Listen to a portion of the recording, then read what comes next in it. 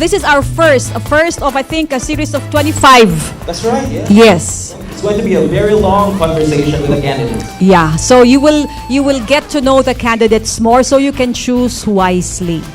Okay? Handa na ba kayo? Oy, murag may gana. Handa na ba kayo? You know, in Rafi, we say it. When we say, handa na ba kayo? The answer is, oo, syempre. Okay. Okay, one more time. Handa na ba kayo? Oo, syempre. Very good. Okay, so to start our forum, we would like to welcome on stage the Chair of the Executive Committee of the Metro Cebu Development and Coordinating Board, MCDCB or Mega Cebu, Dondi Joseph. Mega Cebu. For those of you who don't know me, I am Filipino, by the way. I look foreign, but I'm completely Filipino. You guys are students from which university, which school? School of Law? And how many here are graduating? Raise your hand. Only 3? So ladies and gentlemen, I'd like to start by quoting a French writer. He said in the 1800s, and he said this in French, but I will say it in English, that the more things change, the more things stay the same. And if you have been watching Philippine politics, as I have been watching Philippine politics since the mid-60s, you will see that that statement applies today just as it did in the 1800s. We have to ask ourselves, is change really here? Is change really coming? And with every election, change is always promised. And yet, we are frustrated almost constantly. We see our lifestyles, our way of life, our quality of life is getting worse. Traffic is getting worse. Agreed? Yes. Who likes sitting in a jeepney in traffic in Cebu? Please raise your hand. Wala. Flooding is not getting better. Our water supply is a problem. Peace and order is still a problem, and people are getting killed every week in Cebu. Every day in Cebu. Garbage is a problem. Our sewage and septage is a problem. The sewage that they take from your homes is dumped into the rivers or into the seas. And this affects, obviously, the integrity and the cleanliness of our surroundings. This affects you. In 2009, a group of businessmen and a group of mayors decided to get together to try to change this dynamic of a lack of change, of a lack of voice of the private sector. And it began with the creation of the MCDCBs. The goal of the MCDCB is to create a livable Cebu. The goal of the MCDCB is to create a competitive Cebu, so you guys will have jobs when you step out of college. So you won't need to go abroad, or you won't need to take housing jobs when you graduate. We all want Cebu to be one of the best places to live in the world. In the 90s, Cebu was considered the 17th city with the best quality of life in Asia. Today, where do we rank? Probably not even in the last 50. So here at Mega Cebu, we want to solve these problems. We believe we can solve these problems through 2 things. Number 1 is by expert planning. It's time for the politicians to leave planning to the real experts who understand the problems the urban population face. Yeah, better. In addition, collaboration. Why, from a private sector point of view, why is it so difficult for politicians and LGUs to talk to each other, to plan together, to work together to solve the problems that are common to all LGUs? Why is this such a hard sell in the Philippines or in Cebu for that matter? So we are pushing for a competitive and livable Cebu that's based on smart city planning, that's based on sound urban planning, a Cebu City, a Mandaue City, all the municipalities that you and I can enjoy, and which our children and our children's children will enjoy. So we're here today to begin a series of several forums with the electables. I think some of these guys, maybe all of them, are all good men, but we need to hear from them. How will you help us achieve our goal for a livable Cebu? How will you help us achieve our goal for these guys who are sitting in the audience? Because believe me, Mega Cebu is not for me. I'm too old for it. You are going to enjoy it, or you will suffer if it doesn't succeed. So please feel free to share with us your ideas. Please feel free to share with us your dreams. And then maybe we can all connect into a common dream that we can all work for together. In a spirit of collaboration, in a spirit of positiveness, and hopefully in progress. The Philippines needs to progress. We cannot allow the Philippines to drown in traffic, to drown in basura, to drown in flooding, to drown in so many problems. Well, this election maybe just might be able to trigger the change that we need. Thank you very much. Thank you, Dondi. Just so you know, for those who have not yet heard of Mega Cebu, I hope you have. How many of you here have heard of Mega Cebu? Higher, or at least na ay ubay-ubay, okay? But we need more hands. Yes, Scarlett. actually, yeah. Dondi gave some tips on how we can change this country. I think one also is that we should choose the right candidate. Because no matter how good your planning is, no matter how good, I mean, how well knowledgeable they are about our urbanization woes, if you don't have the right leaders, nothing's gonna happen. That's true. And more importantly, from the perspective of us living in Cebu, we'd like to hear from our candidates what are their plans for Cebu, Right. and how will Cebu figure in their plans should they be elected into office. Yes, Cebu pa naman is they say it's second to Manila. We're first. That's why I said they say. Okay. But Cebu, they said no, that if the multinationals, and this is That's a right, fact, yes. if you want to test a product, test it in Cebu. If it is successful in Cebu, it'll be successful anywhere. That's right. Because it's We Cebu are a is so very hard. discriminating audience. Yes, exactly. So anyway, we will introduce to you our candidates. And after we have introduced them to you, they're going to give opening statements. And we all gave them, we briefed them earlier. Their opening statements would be 3 minutes. And later in the Q&A, they will also be given 3 minutes to answer the questions. We are very lucky, Ms. Carol. 4 candidates have actually taken on the challenge to be with us today. Okay, so this is kumbaga the first. Very first. Yes, so please stand up and be recognized. Our first candidate from the Katipunan ng Kamalayang Kayumanggi or KKK, Richard Undang Alfajora.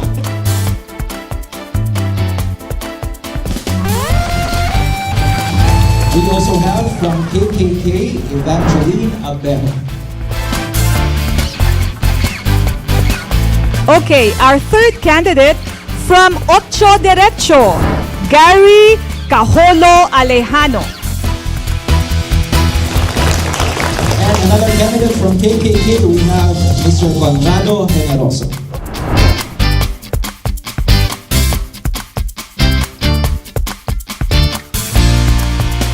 All right, so it's time to listen to our Candidates, may we have on stage first the representative from KKK, Richard Alfajora.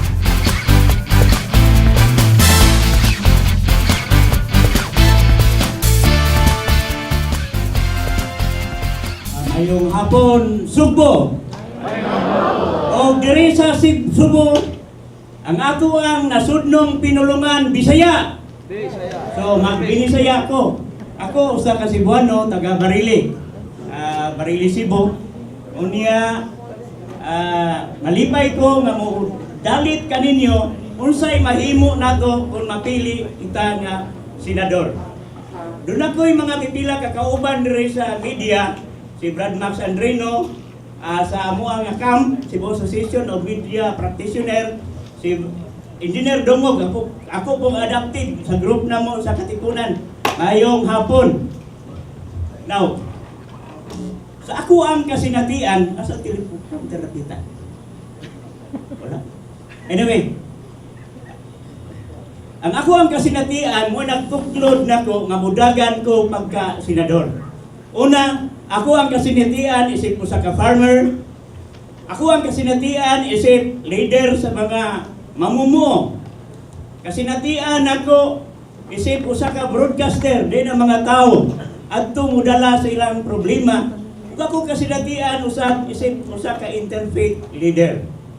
So daghan kong nagkalain-lain nga kasinatian. Sukad ni atong 1980 hangtod karon nga nakahimo nako ug usa pa kabang lantaw nga mao kini ang akong angay nga buhaton. Isip sumari do na kini good. Gingon kini EFP drives F. Letter A, adoption of the Puno Draft Federal Constitution. Isip usa sa solusyon nato diri sa problema sa Sugbo nga giatubang usab sa Miga Cebu. Ikaduha, kada franchising of habal-habal. Ikatulo, wani oras. Peace and order. The regulation of marriage, redistribution of coconut levy back to the coconut farmers, integration of the tanod to the PNP, voting machine to replace counting machine, environmental healing, solidarity of the and sovereignty of the tribal people, last, food security, Magna Carta on the religious freedoms or separation of the church and religion, and last, creation of multi-level or networking commission to arrest any scammer in his working industry. So mao kana ang mga dusi nako ka mga plataforma nga ako ikadalit ka makahimog solusyon. Di ana apil na ang problema sa trapiko kay sa federalism may solusyon kita sa trapiko. Apil ana ang paghimo natong sulbad sa mag-create kita usa ka opisina pagsulbad sa trapiko. Ayong hapon. Salamat, sir. Okay, you can actually ask him questions. We'll go to details later. After we listen to all of the speakers who will explain to you further the mechanics of the forum. Okay? But calling on actually, the second was supposed to be Miss Ma'am Abejo, but she's not here yet. So we move on to the third. And this is from Ocho Derecho. Please welcome Gary Cajolo Alejano.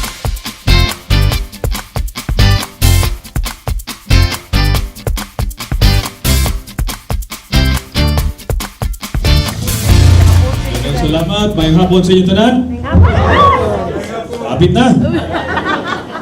Walay labaw sa pakigugma sa yutang katawhan. Those words of God Andres Bonifacio inspired me to join the armed forces. That's why I joined Philippine Military Academy in 1991. And after graduation, I joined the Philippine Marine Corps Force Reconnaissance. Na-engage sa gulbot sa Mindanao, naigo hapit mamatay. Why? Because I love this country.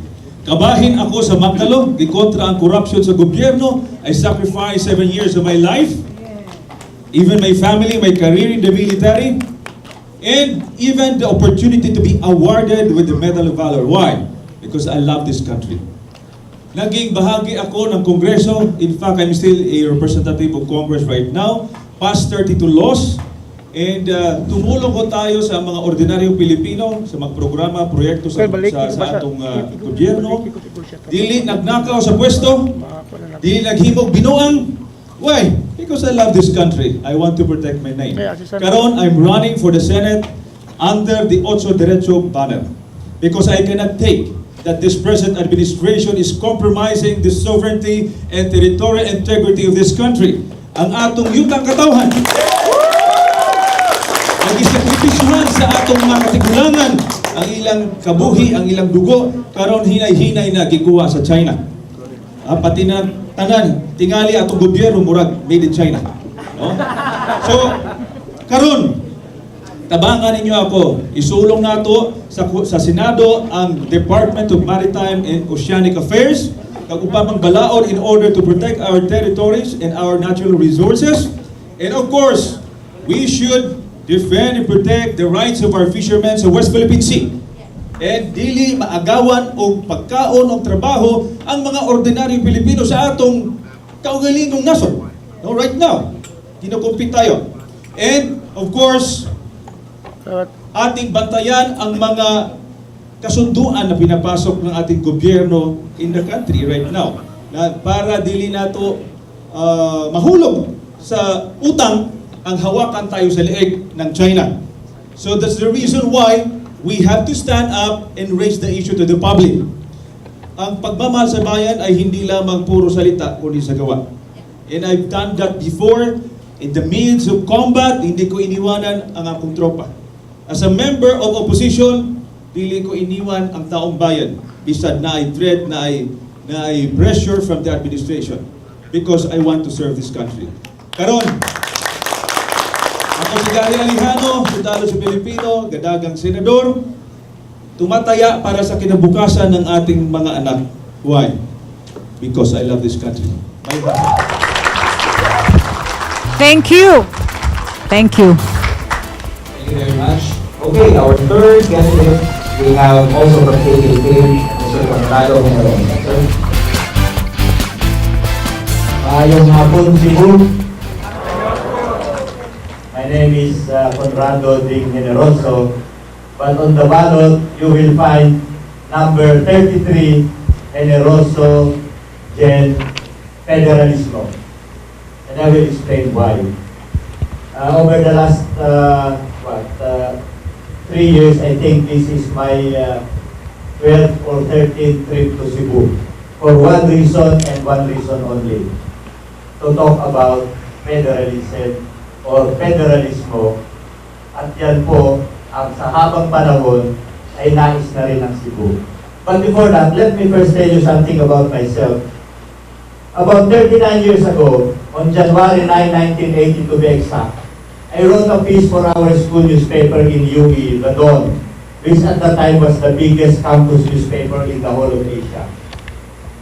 There were elections then on January 30, 1980, under the Marcos dictatorship. It followed the elections of 1978, in which the only opposition that won was the Pusyon Bisaya, led by people from Cebu and Bohol and Siquijor and Dumaguete. I was part of that group because my best friend from Siquijor was the son of then Assemblyman Dominador Pernes, who was part of Pusyon Bisaya. I wrote then that elections had no meaning in this country unless we change the system. Because no matter how many times we change those people we elect in government, as long as the system remains the same, this country will not really move forward. Fast forward 39 years ago today, I am still shouting system change. Because in reality, we have changed so many presidents, we have changed so many people in Congress, but the country remains almost the same as it was 30, 50, 60 years ago. So what system do we want? We want the federal system. I had the chance to work with former Governor Lito Osmeña in 1992. I handled his media campaign when he ran for the vice presidency. And even at that time, we were shouting that federalism is the best system for this country. So the magic word that we have today is still the same. We want to federalize the country because federalism will give Cebu two things which it does not have today. Freedom from the control of imperial government in Manila. And the power to chart your own development course. The power plus the money that you will collect by yourselves and the money that you will have a share in the revenues of the national government. Again, thank you very much. Magandang hapon sa ating lahat. Thank you. Thank you, sir. Also from KKK, Katipunan ng Kamalayan Kayrungi, we would like to welcome to the stage for her opening statement, Ms. Evangeline Abel. She is also running for Senator. Okay, may hapon. May hapon itong tanan. Ako din si Evangeline Banji Rochabeho. I'm sorry late ko kay napoy kuan sa akong trabaho. Sideline para bitag kwarta. So ako sa ka-urban poor leader, naglingkod ta as Visayas chairwoman for the urban poor sector under sa office sa National Anti-Poverty Commission. So bingon ko, isa ka babae, usa ka Bisayan dako, isa sa naguna sa mga pobre o supak naguna sa supak sa kapobrehon. Daghang salamat. Thank you. Sige, ma'am. Ginhawa sa... Okay. Water, please. Okay. So anyway, as she's catching her breath. All right. So first, unang pangutana lang sa... Puro man sila kasabot og Bisaya. Right? Konti. Sorry, meron palang isang hindi nakasabot ng Bisaya. Okay. Anyways, konti lang. Yeah. Go to the first question, probably we would have to remind our audience because our candidates have a limited time to Yes. It's actually a requirement by COMELEC. They cannot be overexposed, particularly on TV. Right. Media platforms. So we would like to ask our audience, those of you who will be asking questions here in the room, please limit your questions one by one para ma-answer matubag nila dahil within a 3-minute allocation. I think the questions are going to be filtered also, that we have people collecting the questions so that, because there might be some questions gagawalik-balik lang ba, so ilang i-filter. Or a complex question. Right. Carol, yeah. Anyway, first question, sirs and ma'am. Kamusta na ang kampanya natin? How has it been? Update lang. Where have you gone to? Kasi nag-start naman ang campaign sa national, no, nga mga posts. So how is it so far? Kumusta ang pagsuri-suri din sa Subo? Who would like to answer first? Sige, mauna na ako. Sige, sir. I am from Batangas and Mindoro po, but I can understand very little Bisaya because I have a lot of Bisayan friends from my elementary days. So, how has it been? It's been very difficult, especially for us who do not have the same resources as the other candidates. But that is precisely what we are fighting against. The kind of campaign that we have been used to for the last, 80 years, 70 years since the time of the Commonwealth, where our candidates have been spending by the tens and millions today, by the hundreds and even billions of pesos, which I believe is the root of corruption in this country. If you spend billions, millions and billions, what will happen is you tend to recover that from the public funds or give sweetheart deals to your financiers. So how has it been for us candidates who do not have the same resources? Well, over the last, how many days now? 20 days, I believe, 21 days. I have been around so many provinces. The last time I was in Davao. From Davao, I flew to Manila for another forum in a university like this. And then here, in a span of 4 days, I've been to something like 3-4 cities also. Ganun kahirap, but then there are a lot of people who are supporting us. In social media, I get a lot of people from the provinces volunteering. Sir, padala mo lang kami ng tarpaulin, kami na magkabit para sa inyo. Kami na bahala sa tape at sa hacker. Padala mo lang sa amin yung tarpaulin mo, padala mo lang yung leaflets will be the ones to distribute. So we're getting a lot of volunteers. That's why, and that's what encourages us to go on, even with the very limited resources that we have.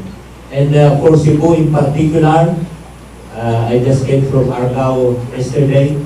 From the airport, I went straight to Lapu-Lapu to talk to a group of agrarian reform beneficiaries who have developed some kind of livelihood of their own, and we're talking about how to expand that livelihood further. Then I went to Argao in the afternoon to talk to some political leaders in Argao and some volunteer supporters. Came back here and today I am here. So I'm hoping that Cebu will give us, we have 3.2 million voters, right? Cebu is one of the biggest in the country, if not the biggest. 3.6 now? Wow. So we expect to get 3.6 million votes from Cebu. Thank you very much. Thank you, sir. Can we now ask Sir Gary? Thank you very much. I agree with Ding. Lisod kayo ang kampanya sa national because of the resources. Pero nasanay na rin kami dyan because in the past elections, we go directly to the people. Grassroots ang among kampanya sa Mactalo and also sa Ocho Diretso, kaming project itawag Project Makinig. We go directly to the people and ask them of their sentiments and issues, important issues affecting their lives.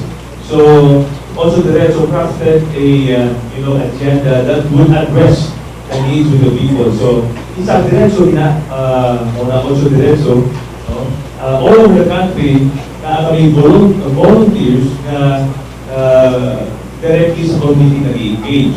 And since ang resources are very important in raising awareness sa atong nasod, but alam na, I agree kanina na ito rin ang mapupos ng corruption sa atong gobyerno. Because candidates are spending millions and billions of pesos. Paano yan mabawiin pagdating ng araw? No? I would like to share also na sometimes when we go direct to the people, meron nagtatanong, wala bang pang-ibit dyan? No? Wala bang pang-tanduay dyan? O emperador? I take time to explain that, we should change that mindset because at the end of the day, kandidato would like to win, muhatag kwarta, then that is a vicious cycle of feeding with each other. No? Pagkalingkod sa kandidato, bawion ang kwarta. Then pagdating sa elections, sasayawan lang kayo in public without, describing their agenda to the people, mananalo ka rin sila because of money. Now, kaninong responsibility ito? Responsibility talaga ng taong bayan. And we cannot, fault also the ordinary Filipino people na hindi nasabta ng issue sa politika. That is why we're not only campaigning or convincing people to vote for us, we're also educating them. We're educating them and we don't want to compromise our principles. Kung gusto niya atong ihatag para butuhan ka, if we need to explain and fight that kind of concept, sabihin natin kasi kahit panalo ka na rin doon sa prinsipyo mo at sa pagpapaliwanag doon sa taong bayan. No? So, ngayon po, nagtataya lang po kami sa eleksyon ito. Kung matalo kami, hindi naman para sa amin ang bansa ito. Para naman sa ating lahat ito. If we fail to vote for candidates who will pursue the interests of the Filipino people, tayo din ang lahat ang tatamaan. So, I am confident that, hindi tayo mawawala ng pag-asa. We should always fight for what is right. Thank you. Sir Richard. Una sa tanan, akong kasinatian, pariharami og kasinatian. Pero nganong na-encourage ko ini, unya gidipinsahan ako ang kong kagalingon, dihang ang law department nitawag kanako og usa ka nuisance. Akong gipasabot ang law department nga nausab na ang political platform sa campaign pagkakaroon tungod sa advent sa media industry, ang mainstream media o ang social media. Unya dili na kayo taas og panginahanglan nga moabot ning adto sa countryside. So kanang new platform mo na ako ang gigamit pagkakaroon. Isip mode of communicating the people nga kinahanglan og kausaban. Number one. Kita mga tao na kinahanglan ta og change of perspective. Kausaban sa pananaw. Kung mausab na ang atong pananaw, doon na natay change of leadership. Unya mo na kikinahanglan nato change of leadership sa Senado. Lupat na ang Senado ngayon. Kaya nga i-recharge natin ang Senado. Number 6 sa baluta, Richard Alpaula. Ano man? Unsa may mga palaod kay papasar sa mga senador pagkakaroon. Naglisod-lisod sa mga lungsuranon. So muna naikag mi nga mo ipaibalo kaninyo ang kaginanglanon kausaban sa leadership. Kung na change of leadership, na change of structure. Mao na ang pag-abot na sa pag-usap sa sistemang federal din sa ato, sa Sugbo, o sa Tibok Pilipinas. Kung doon na change of structure, doon na change of system. Unsa man na ang power flow sa mga structure nga naa diha in between sa instrumentality sa gobyerno. Apil na ang people, ang katawhan anang isyuha. So, ang flow sa economy, ang flow sa power, ma-reorganize na more responsive sa panginahanglan sa mga tao. So, atong gitanaw karon ang bag-o nga hagit nga nangampanya kita pinaagi sa bayanihan, federal bayanihan nga paagi. ang mga leader na mo sa Region 1, kaming Region 7 kidala, so doon namin napulo ka mga senador.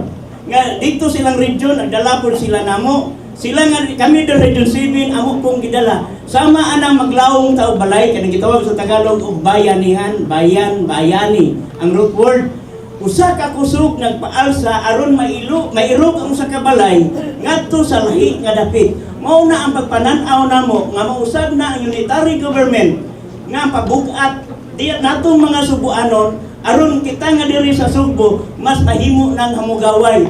Ang ato ang kaugalingong resources revenue katagaan natong solusyon sa panginahanglan nato. Apil na ang kanang problema nato sa health ma-download na kaya ang problema man gud sa devolution way back in 1990s, there is a devolution of powers but there is no devolution of finance. So LGUs are dependent. Okay, salamat. O ato paminaon po si Ma'am Evangeline Abejo. Okay. Kamusta ng kampanya, ma'am? So far, maayo nga po pagbalik natong tanan. Sa pagkakaroon, maayo ang dagan sa kampanya. Gani, na himulong ang mga tao nga kung ikaw ni dagan, doon na ba kay pundo? So, sa tinuod lang, wala ko'y pundo. Pero, tungod sa grupo na mo sa Katipunan Party, tungod nga explore na kaayo ang mga organisasyon or even sa ako sad mismo, sanay na sa pag-organisa, pagkunta og mga meeting, paghatag og edukasyon na ang challenge karon nga eleksyon, no? Akong tan-awon kung ang mga tao bubutok sa walay kwarta o bagong naong, bagong hitsura ang ibutan sa Senado. Ako, dugay na nag-atiman sa urban poor. So, dili na ako bago ang mga grupo sa lain-laing region. Ang gibuhat in town namo, nag-send sa messenger sa among platform o tarpaulin, sila na ang magpaprinta.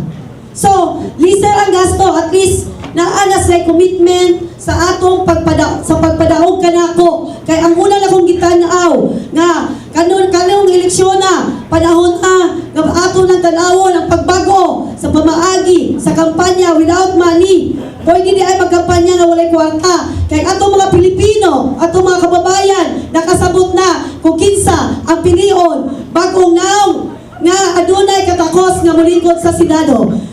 O tanawon nato diri ang atong mga una na kong gitanaw, tudluan nako ang akong mga kauban nga mga batayang sektor gikan sa senior citizen, for informal labor, for informal kanang formal labor, kanang mga indigenous people, women, youth, and 14 kabuok batayang sektor. Ato na silang gimamat, gitudluan nato nga ayaw pagunahon ang kwarta ibuto sa gikan sa imong kasing-kasing kung kinsa imong palingkuron dito sa atong Senado. Sa akong giingon, agree ko nga ang gisulti ni kauban Senator Richard Alfahora, ni Sir Ding Hinoroso, si Sir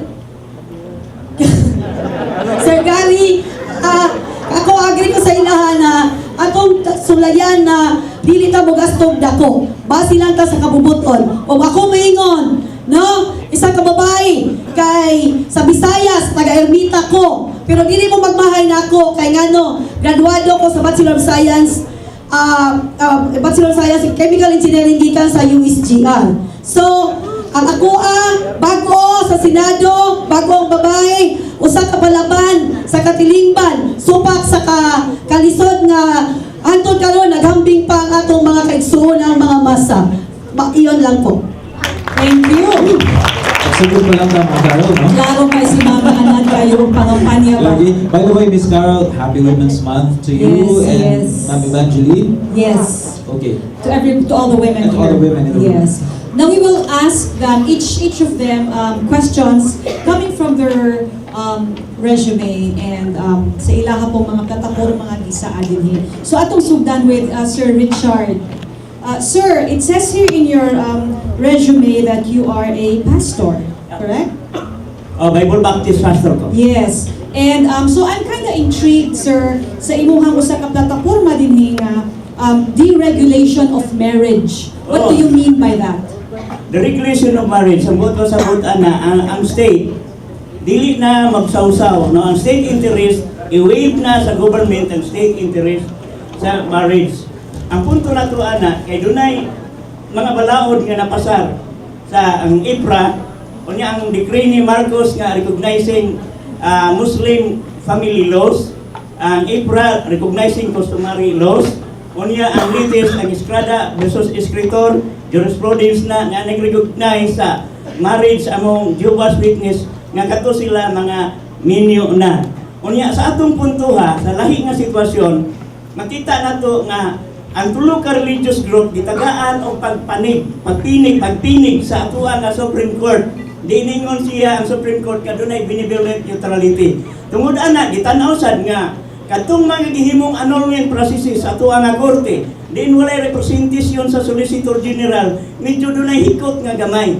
Pero kung ma-remove na gani ang state interest diha sa marriage, kung sabot ma-deregulated na, unya ang marriage institution, magkabilin diha sa religion, ang rules of state is to recognize, record marriages, mauna ang ilahang papel, so ma-equalize, ma-empower ang religion. O dako na siya benepisyo sa tanan, kay ang mga Christian karon nga naay problema, ang ilang claim ang marriage gikan sa God. So diha sa anang nga view mapalikuon nimo ang mong marital relation tungod sa imong belief sa religion, nya dili tungod sa imong civil belief nga gihiusa ka sa concept sa atuang nga gobyerno. So mao na ang uno diha. No, kung mahitabo ka na kahimtana, doon na pag empowerment ana, doon na gender equality empowerment. Kay kung doon na grupo nga mo recognize marriages sa mga LGBT, a possibility ana gadito pwede na sila. Pero ako isip usa ka conservative man ko kay Bible Baptist pastor man ko. Dili na ko na isulod diri sa ako kay kung mag-legislate man ko balaod. Unya mahimo na ng political right usa ka citizen. Unya magpakasal nako sila. Unya contrary na sa ako ang religious belief. Dunay strong pressure nako ana sa ako ang religious ministry. So buhian ako na atur na siya dito. Muna nga nahimo na tong equalizing effect kung ma-deregulated na to ang marriages. Boto sa buta na pareha na nag-deregulate ka. Doon na competing challenge sa matag religion kung saan niya pag-serve ang constituent. Second, sa ato adere sa Cebu, sa Patria na ay matrimonial court diha. Pwede sila makaprocess ana mga Catholic. Unsay mga problema nila sa marriages, interfaith marriages, etc. So, sa simple nga paagi, ang church, deacon, board of deacon, dunay processes ana kay well provided na sa tagsa-tagsa ka religion. Maro to. Sir, question. In other words, to make it simple, you want a marriage that's bestowed by God, by the religion, to which the couple belongs to. What about those who do not believe in God? Actually, doon na po na sila group. Danay grupo Philippine Atheist Society. They could handle that and pwede nang mahimo sa ilang kugalingong grupo. Kay, kung ano man, nahimo naman sila nga, doon naman sila kugalingong grupo. Ang mga atheist magkakaroon. Kinsa mo kasal nila, sir? Pwede sa ilang presidente ba? Kay doon naman na sila kugalingong grupo ang mga atheist. Dari sa Cebu, ay Philippine Atheist Society. Doon ay, actually, dagang atheist group, no? Bisan sa UP, sa Manila, dagang atheist group. Niya, nagkasulti na ng aspituhan. Ang importante lang, isabta na to, nga, one possibility, nga, kung ma-accredit na sila, nga muhimo sila, makaperform sila, ana, ang Estado mo recognize, mo record na sa ilang marriage. So sa ito pa, sir, follow up lang, no?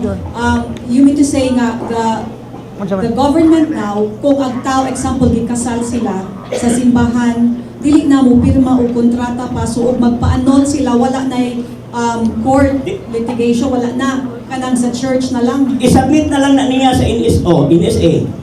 Ang record sa church, pirmahan nila dito, matrimonial na, i-submit na lang, kung mahimo na ng malaod ha, kaya magdebate pa man na, i-submit na lang na siya sa NSA. Okay. So, anong kayo na, gamay ra gasto pero mas guwapo ang solusyon kay doon na ba yung counseling ang simbahan. Ang problema man gud nato atong korte, sorry lang attorney no, ang view man gud nato sa korte adversarial, mag-away no mag-list kayo ang mediation bitaw, no? Ano na yung view man gud nato. So, imbes makahimo ta og conciliation process, let's just hide ya, pero this korte lahi na. Sir, how realistic do you think this proposal is? ilang gihisgotan nga pagdebatehan pa rin sa Senado. How realistic do you think this will be? And do you have examples or cases perhaps that can support your proposal? Well, I can handle that nga maong issue. Kung maabot na ang panahon na, no? Doon ay mga kanang advocacy na to nga kinahanglan i-deregulate na.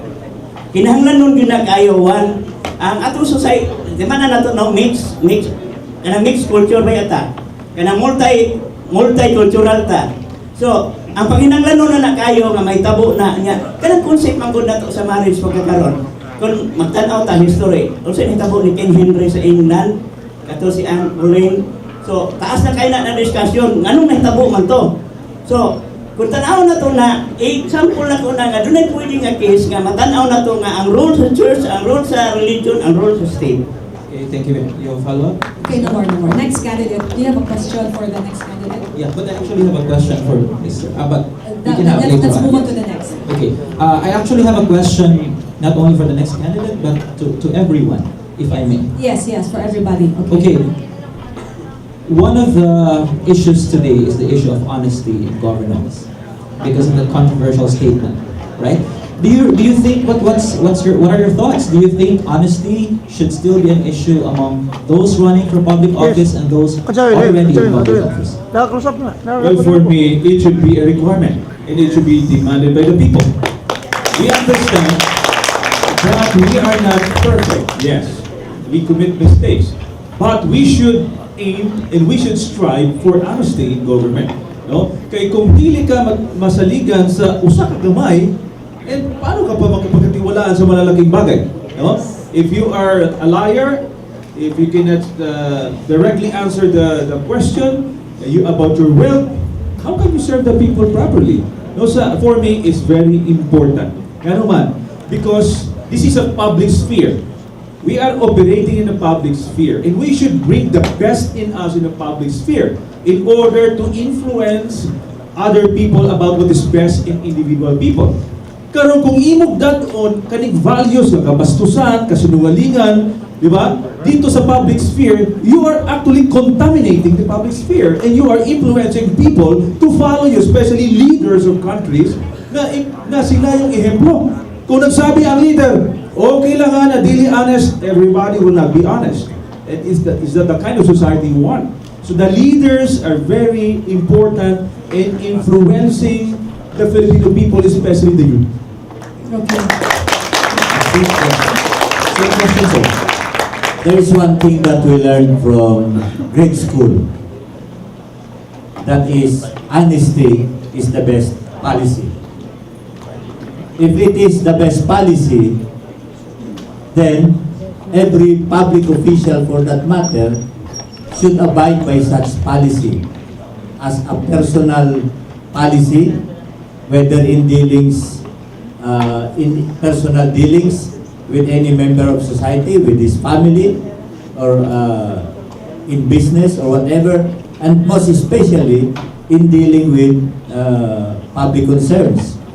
Kaya that is why ako po ay hindi naniniwala for one doon sa issue ng dito sa pork barrel, because for so long a time ito pong pork barrel has been the source of great dishonesty among our public officials. That is why I do not believe also that candidates for public office should spend a lot of money, because again, that is the source of dishonesty. And ito pong dishonesty na ito ang naging dahilan para po mawalan ng tiwala ang Pilipino, hindi lamang sa sariling gobyerno, kundi sa kanyang kapwa Pilipino. Tingnan niyo po ang ating electoral system. Sino po ang nagbabantay ng ating eleksyon? Ang nagko-conduct ng eleksyon? Di ba si teacher? The public school teachers.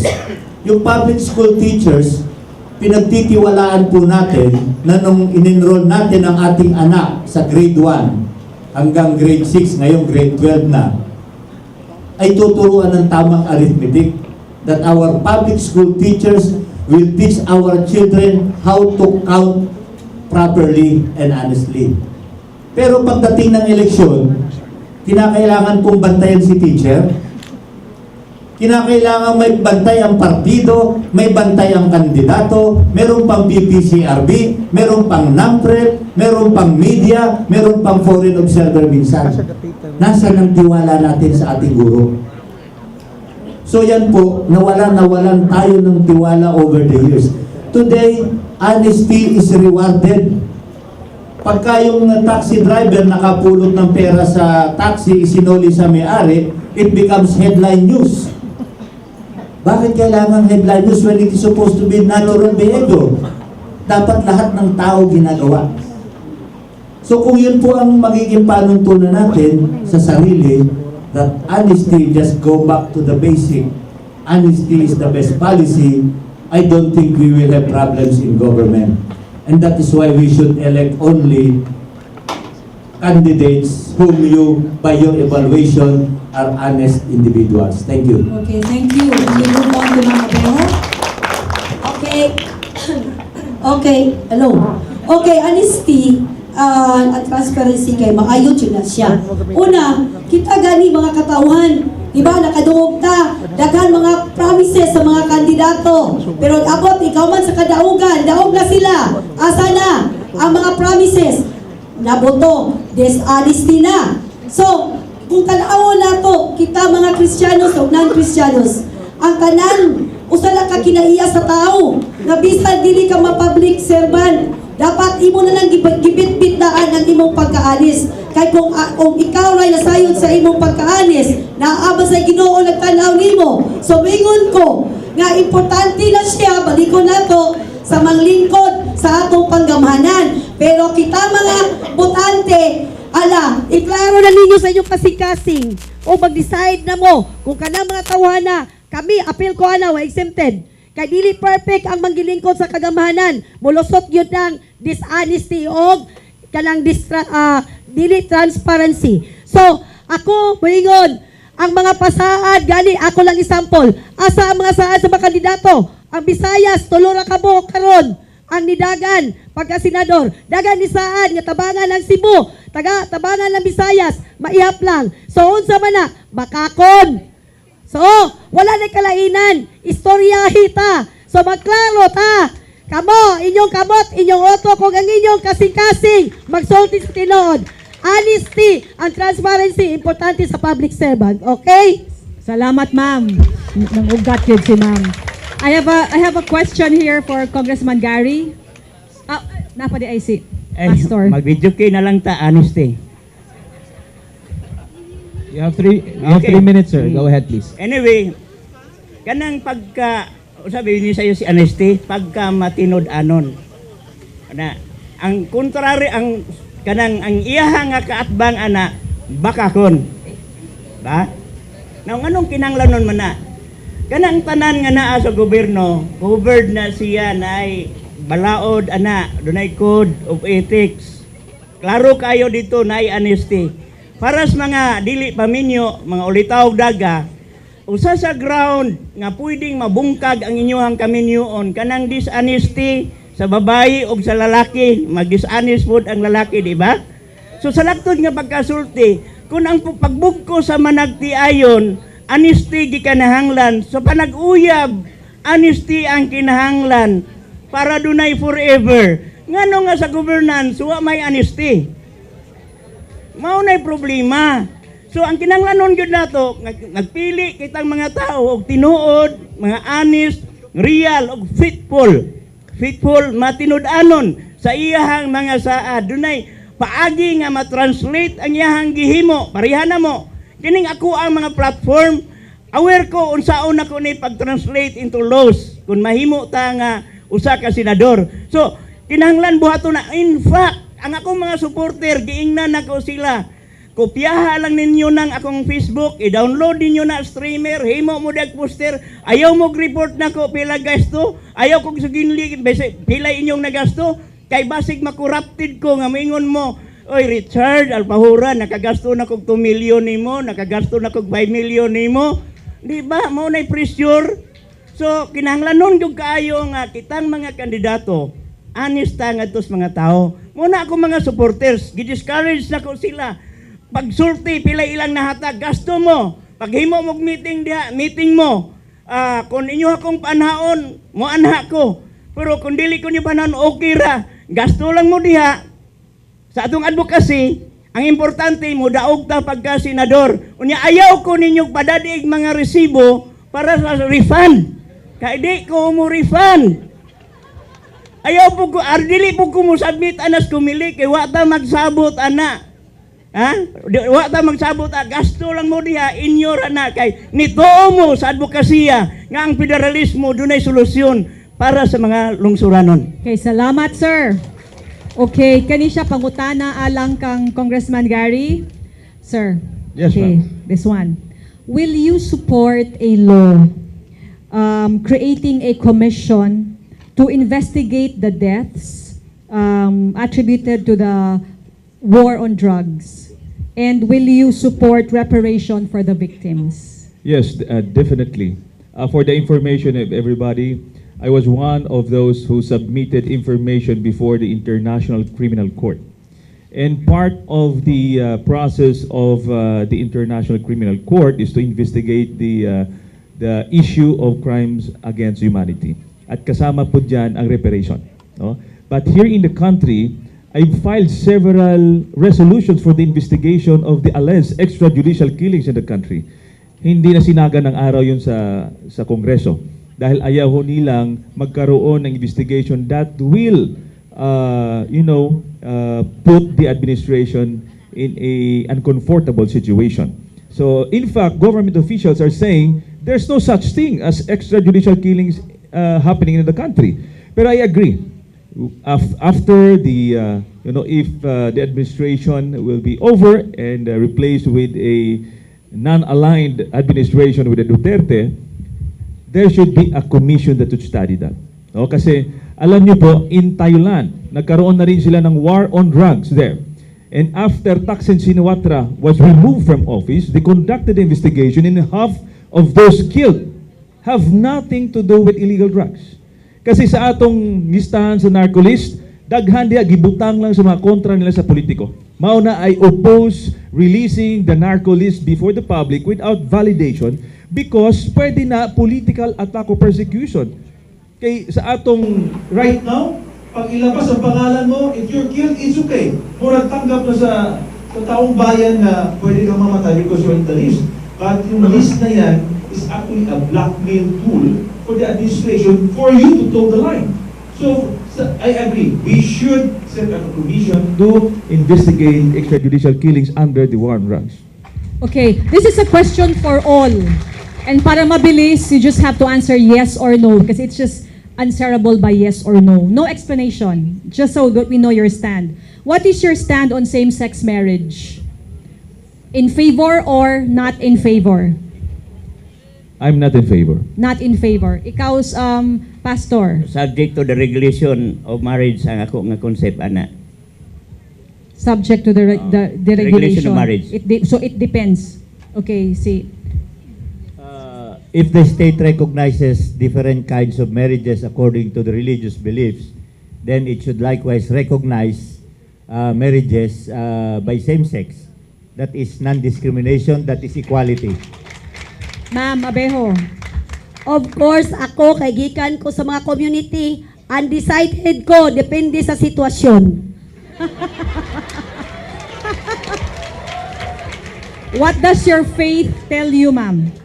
What does your own faith tell you? Kaya ang imong gisulti karon depende sa community. Pero ang imuhang baruganan, ma'am. Sige. Kung ang atong simbahan o yon sa same-sex marriage, okay. Kung majority sa Pilipino, musuporta niya, ako na lang dili, musuporta na ako. Maniguro gyud ka, ma'am. Maniguro ako, kaya pala dili ko maato sa imperno. Okay, if I may just extend the conversation on the drug war.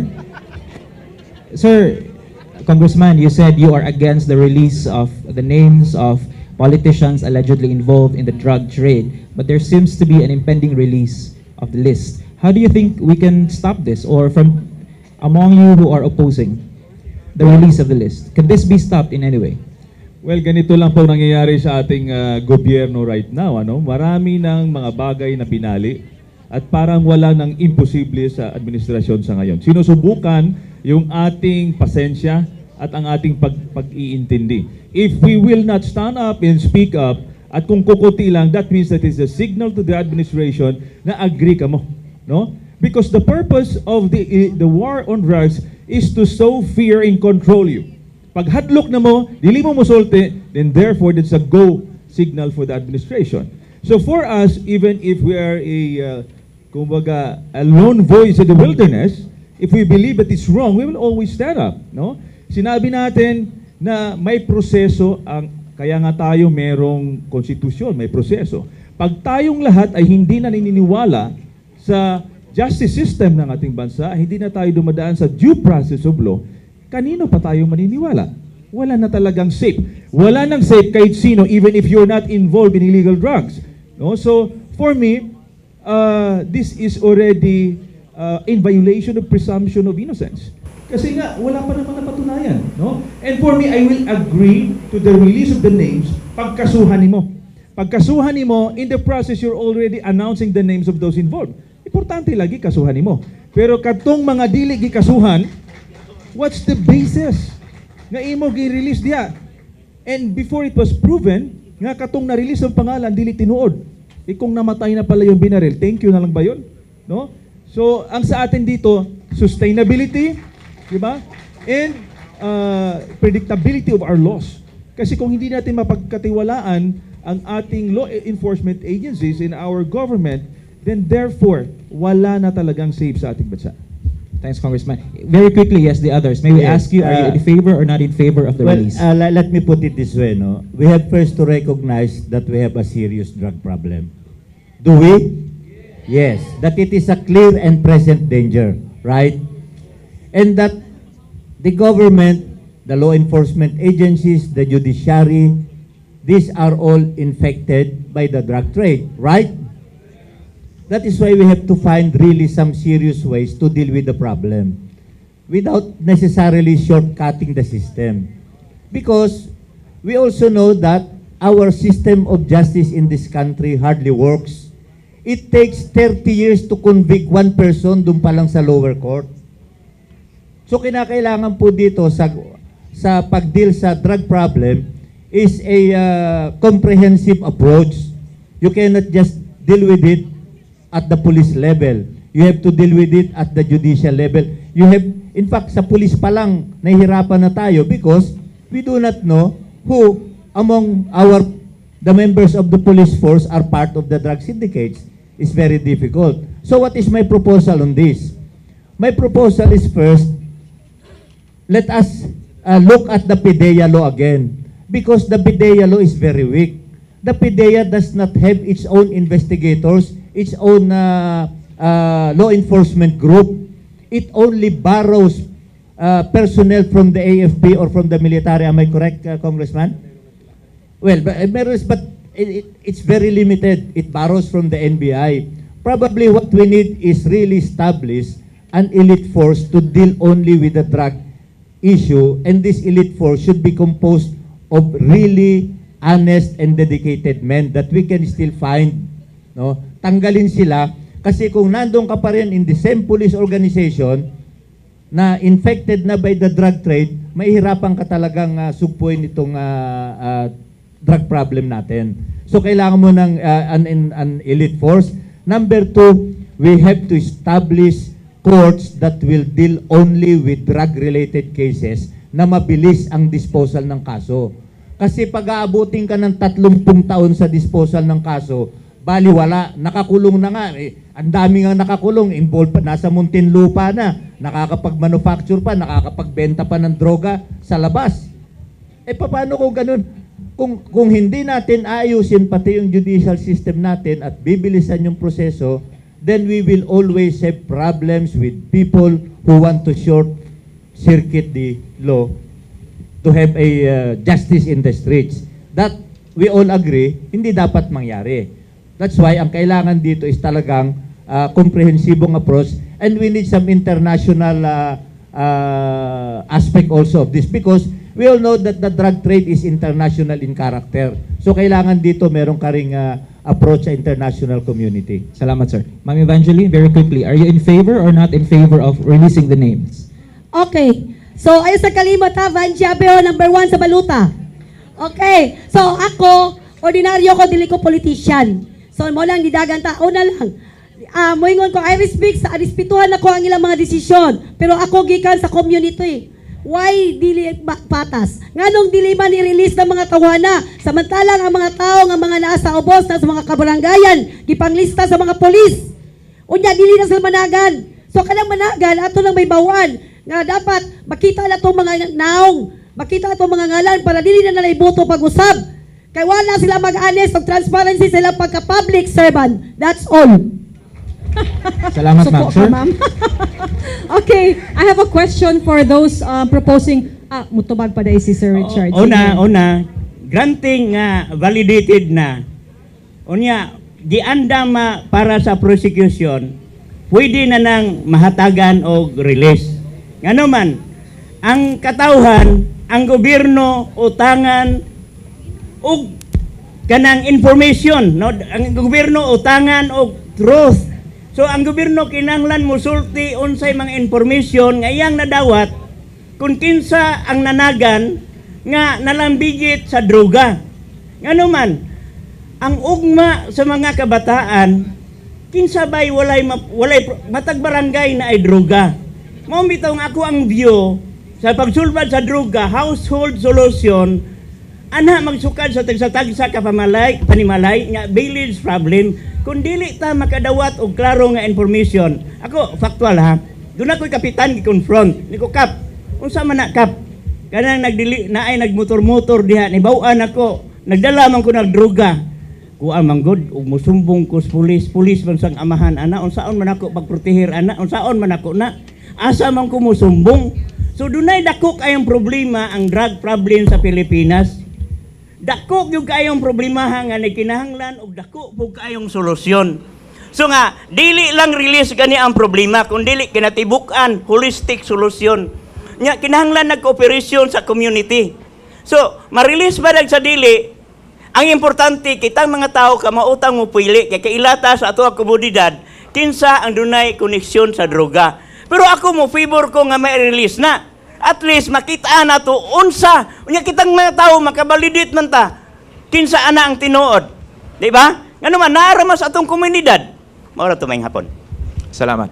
Okay, our next question, there's a question here, if I'm not mistaken, our three representatives, Ms. Carol from KKK, Yes. are pushing for federalism.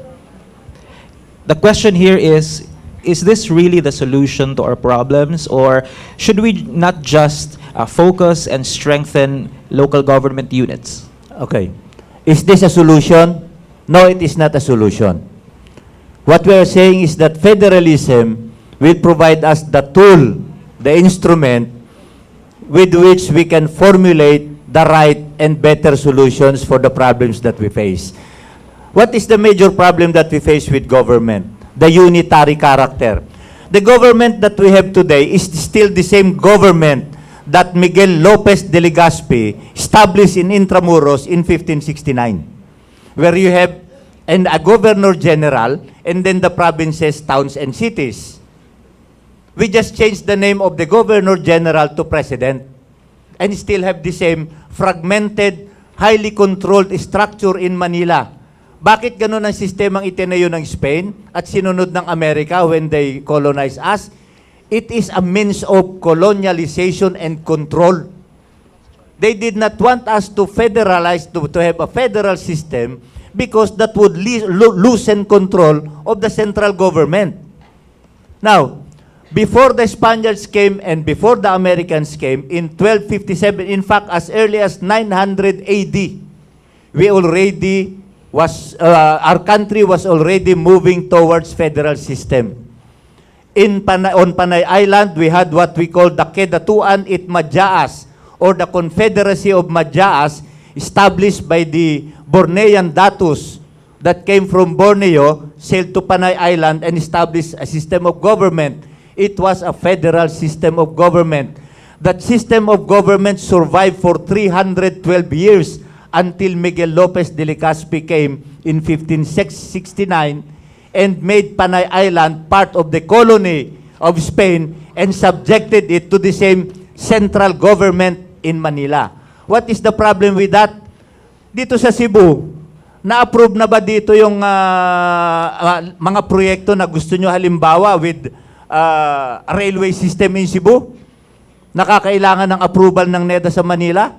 How long has it taken that to be pending with the NEDA? There are so many programs, projects that cannot be done because Manila simply controls not only the power of approval, but the power of appropriation. What does federalism offer you? Under the federal system, Region 7 becomes one federated region. You will have your own assembly that will decide on the budget for the entire region. The money for the region will be automatically released. It no longer needs congressional approval in Manila. So it will be your assembly that will determine kailan kayo gagawa ng subway, kailan kayo gagawa ng train system, kailan kayo gagawa ng ports, ilang eskwelahan, ilang hospital ang gagawin ninyo, gagawa ba kayong economic zone or not. No more control from Manila. That is what federalism offers Cebu. Thank you. Thank you. With that answer, you've actually answered a lot of other questions here already, because that will also be the answer to a question about how can it solve traffic, how can federalism solve traffic in Cebu, and I think you've already answered that in your, yes. For that, okay, can we just give him the mic? Since last year, I have been working with an engineer from Cebu who is actually a candidate for Congress, Engineer Boboy Dungog. He's here with us. And one of the things we're planning is we're already drafting a bill that will create the Metro Cebu Subway Railway Authority. That will be the agency of government that will be in charge of planning and building the Cebu subway system. Okay. But that as under a unitary system, that will still need a law to be passed by Congress in Manila. That's why Buboy and I are collaborating. He'll be working at the House of Representatives. I hope he gets the vote in the North District, right? North District of Cebu. And if I win also, then we will be partnering for the enactment of that law in Congress. But under a federal system, you actually don't need that anymore. Yes. Because your regional government will be the only one to enact that law, create the Cebu Subway Railway Authority instead of going to Manila. Okay. Under our system today, you have to do it via Congress. Okay. But with the federal system, if you vote for the federal system, you can enact that law in 3 months. Sir, I have a pitch. Since you're talking about authority, we have a pending bill in the Congress, Senate. Congress now, no? It's the Mega Cebu Development Authority, which of course will enable Mega Cebu to also push projects that went through a process of planning by experts Yes. since 2011. Well, actually, again, that is the problem with the current system. How long have you been asking Congress to pass that law, to pass that bill? Anyways. You see what happens there is, will all members of Congress vote for that? Eh baka may inggit yung ibang congressman, but sa Cebu meron, sa amin wala. How many senators does Cebu have now? How many senators? Do you have a senator from Region 7 today? No. Because the nature of our unitary system now elects senators nationwide. And that is why, out of the 23 senators that we have, 19 are from Luzon, 14 of them are from Metro Manila, only 3 are from Mindanao, and there is only 1 from the Visayas. Under the proposed federal system, every region will elect its own 2 senators, no longer nationwide. Cebu Region 7 will be assured of 2 senators every term. Okay. Every election, you will be the ones only to choose your senator from one among yourselves. Okay. Buboy can be a senator, Banji can be a senator from Region 7, Richard can be senator from Region 7. much easier to elect a senator from among yourselves Okay. in the federal system. Thank you very much, sir. I understand that KKK is pushing for federalism. Yes. Let us remember that there are so many versions of federalism right now. No, si GMA meron. No, different groups have their own versions. I have nothing against shift to federal form of government, but I think that we're not yet ready to shift to federal form of government. Una, we're very weak in implementing laws. We should go back to Local Government Code of 1991 na hindi pa na-review comprehensively by Congress. It is mandated to be reviewed every 5 years. We have not reviewed it. Na matingnan sana natin, this is designed to capacitate local government units para kaya nilang tumayo sa sarili nilang paa. Generating resources is very important. At the end of the day, kung hindi mo kayang magpatakbo by your own, dependent ka sa taas. More than 90% of LGUs are independent to internal revenue allotment. Right now, sa Bureau of Internal Revenue, ang contribution sa National Capital Region o gitawag natong Imperial Manila is 84%.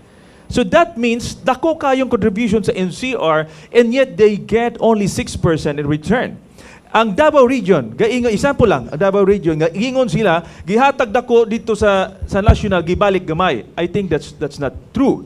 They contribute only 1% to the overall collection of tax, but they get in return 5%.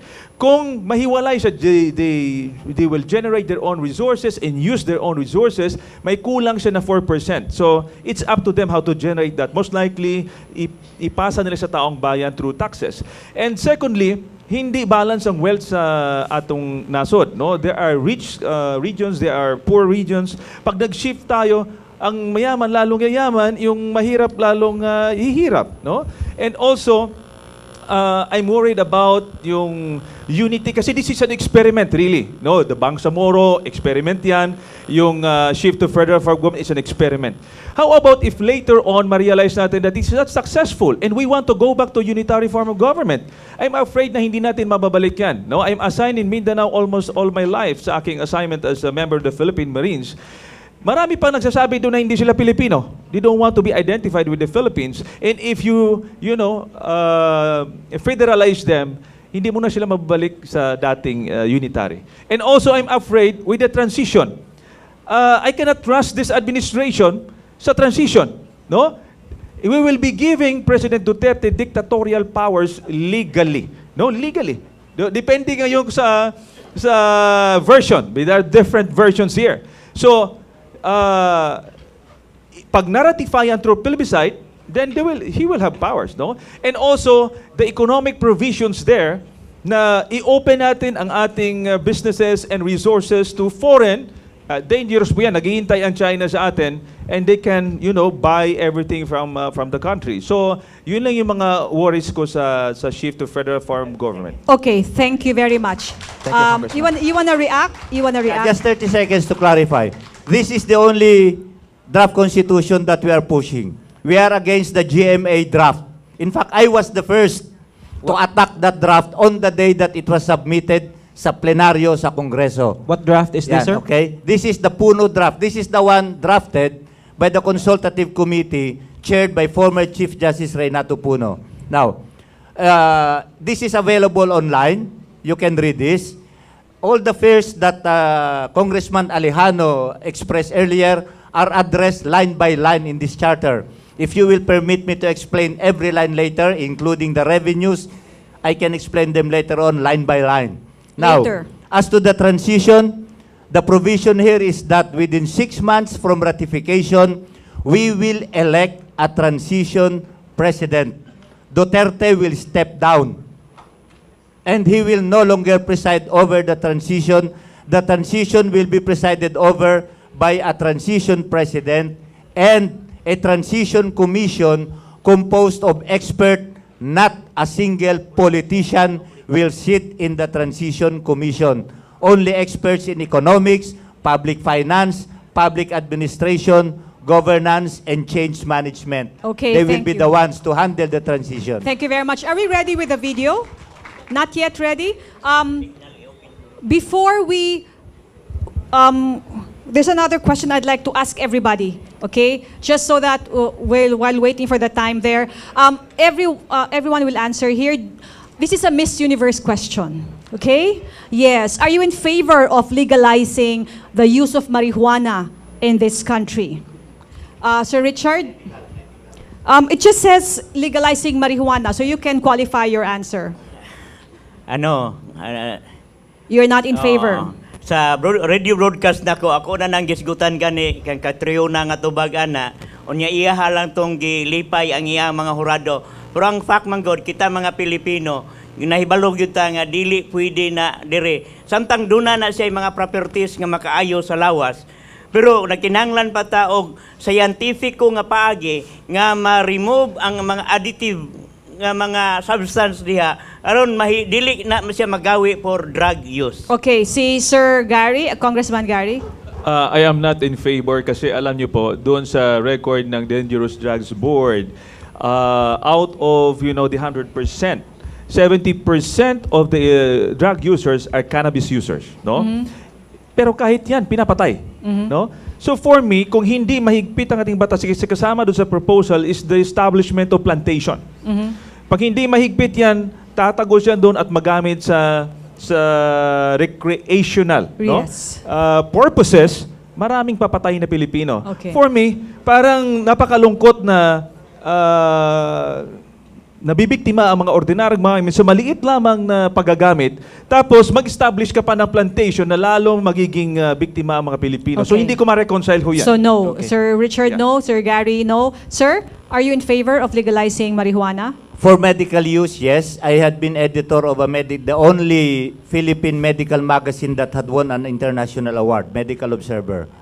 And as editor of that magazine, we have written so many articles that debate on the use of marijuana for medical reasons.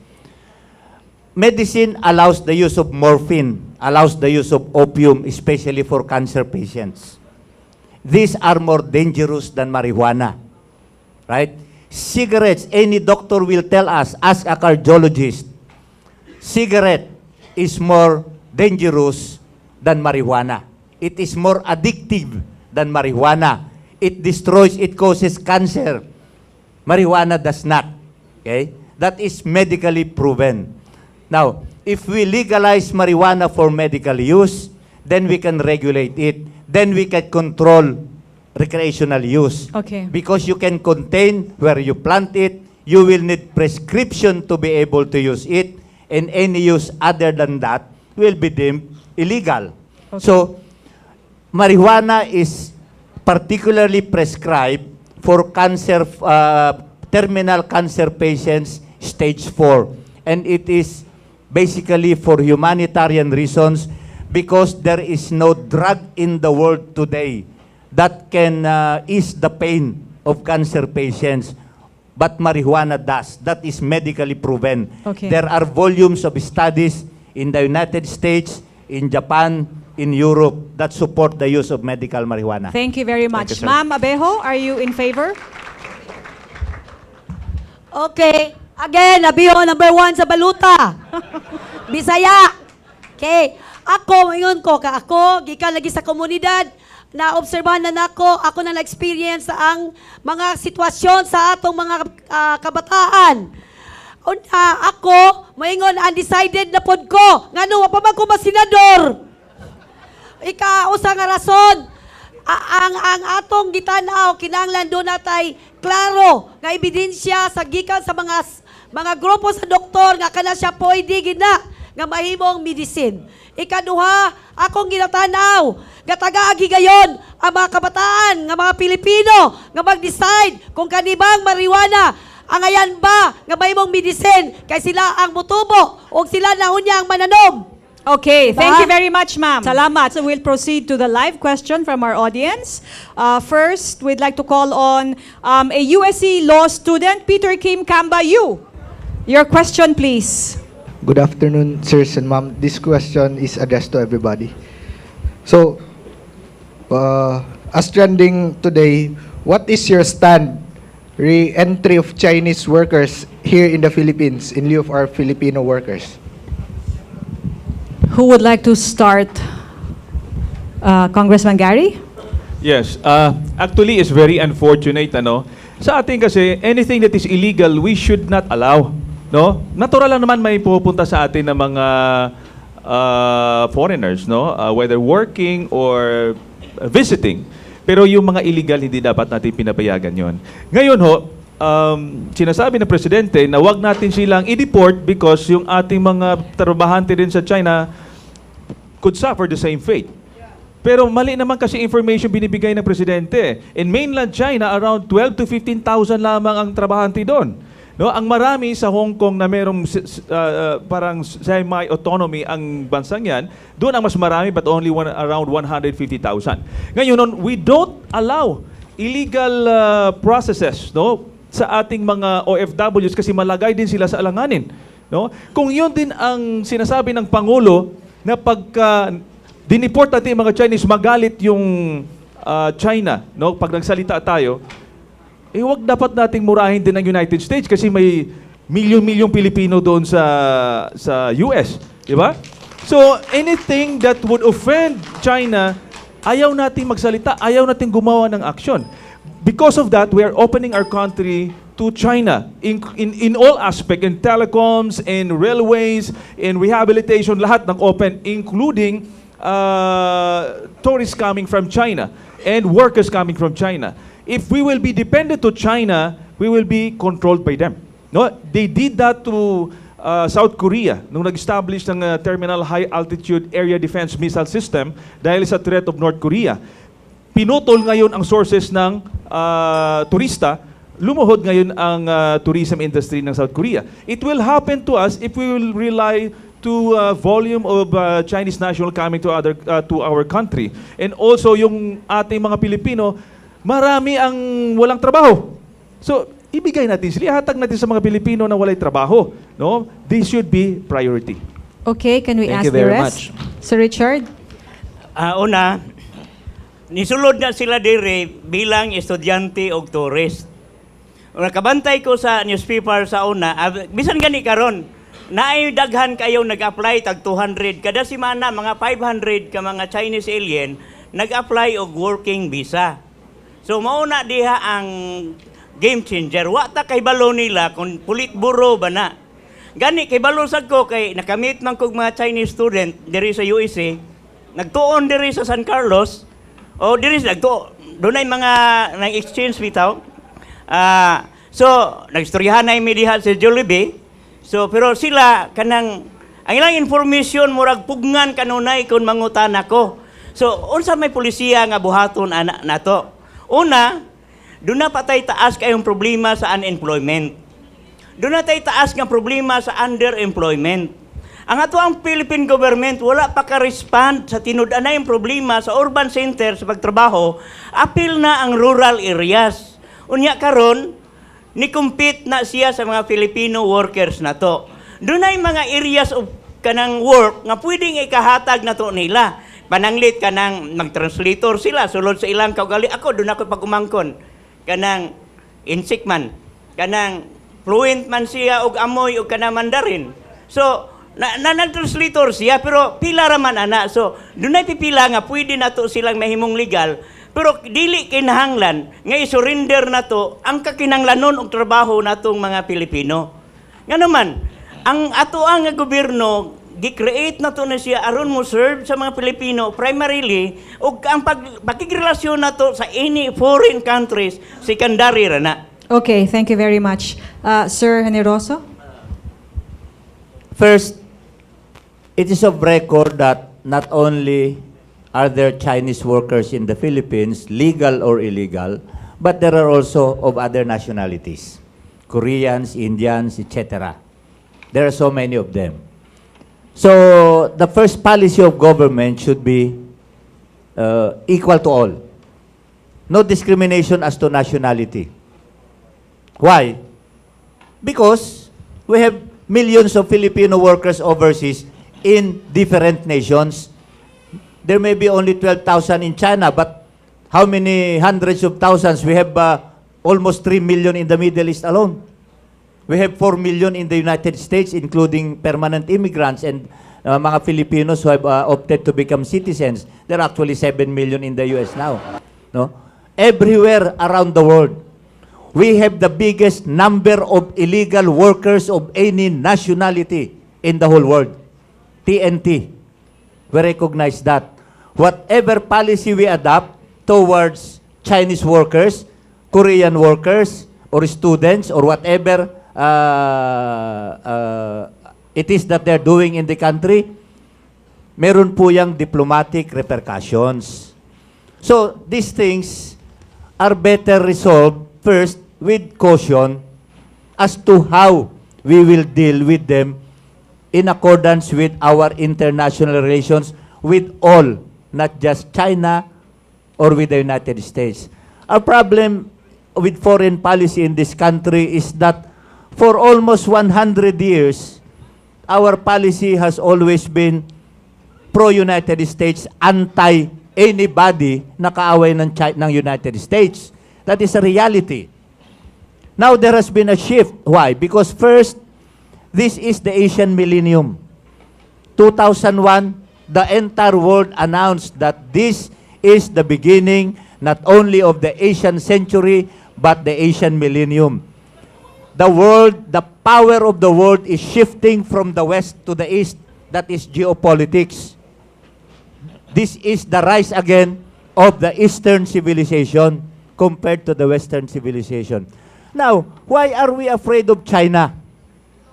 We have our richest businessman is of Chinese origin. A lot of Chinese businessmen helped build Cebu. Correct? One of the most famous names in Cebu is Chinese of Chinese origin. We have had relations with China long, even in ancient times. Did you know that in year 1251, the son of the Emperor Sung of China sought refuge in this country. And that is why Luzon is called Luzon, because that was where the son of the Emperor of the Sung dynasty sought refuge. He died in Luzon. This is written in history books. That's why we have Luzon Island named Luzon after the Sung dynasty of China. Okay. So why Thank are you, we sir. so afraid of China when China is among us here in our land today? Thank you, sir. Thank you. Okay. Ma'am? So, balik ko na ako. Mga nindot ang ilang tubag sa ako mga kauban diri mga senador. Usa ako tinuod dili ko muuyon nga maadunay mga illegal entry sa lalaing naso dili lang kay China. Kay kung tan-awon nimo, mas daghanta ang mga Pilipino gaganahan manggawas tungod kay mga pobre, istrikto kay mga requirements, dili kagawas, di ba? So, ang akong pangutana, unsa may gibuhat sa mga congressman, senador, unsa ba mga balaura nga naghatag og isekto nga entry diri sa atoa. Be, kita mga pobre kadaghanan, marginalized sector, dagang bright, dagang gusto manarbaho. Pero maakong giingon, unsay balaod nga makaprotekta sa atong gustong manarbaho nga dili lisod-lisoron in terms of requirements aron makaadto sa laing nasod. So kung si Pangulong Duterte iyang gi-recognize ang mga Chinese kay nakita namang illegal ang ilang entry. Sige, moingon ko, hala, pakangayuin na sila mga requirements. Kung wala sa requirements, palayasan na sila dire. Ipuli ng atong mga katawang Pilipino nga nanginalag trabaho. Maolang na, dagang salamat. Okay. Salamat, ma'am. Si Congressman Gary, yes? I just would like to emphasize that we don't have we should not be recessed, no? Wag tayong kumbaga, we have nothing against China and Chinese people. It is just that we want to pursue our national interest. I have a Chinese blood, no? Lahat tayo, marami tayong kakilala, mayroon tayong relatives sa Chinese. But the point is, the moment they lay claim on 80% of our exclusive economic zone and grab our islands, that's a different thing. No? Because United States, they have their own national interest. China, they have their own national interest. We have our own national interest. The moment the national interest yan mag-clash with each other, the priority should be the national interest of the country. No? So kaya nga, kausap ko rin yung people from Chinese embassy. Wala tayong laban. Pero wag nyo naman agawin ang aming mga isla. Wag nyo kaming harasin yung mga mangingisda natin. That's the point. Yung ating mangingisda, ordinaryo lang yan. So, gusto makipagkaibigan sa atin, pero binubomba yung ating mangingisda. Kahit yung mga sundalo natin, hinaharas, niloloko tayo. No? Kahit sino pa yan, kahit hindi China yan, pag ginagawa sa atin yan, tayuan natin. So, ang atin dito, yes, we have history with China, and we should be friends with them, and by all means, we should continue our economic relationship with China, but it should not come at the expense of our rights, not only in the West Philippine Sea, but our sovereignty. Because their objective actually is to control our policy, economy, and culture.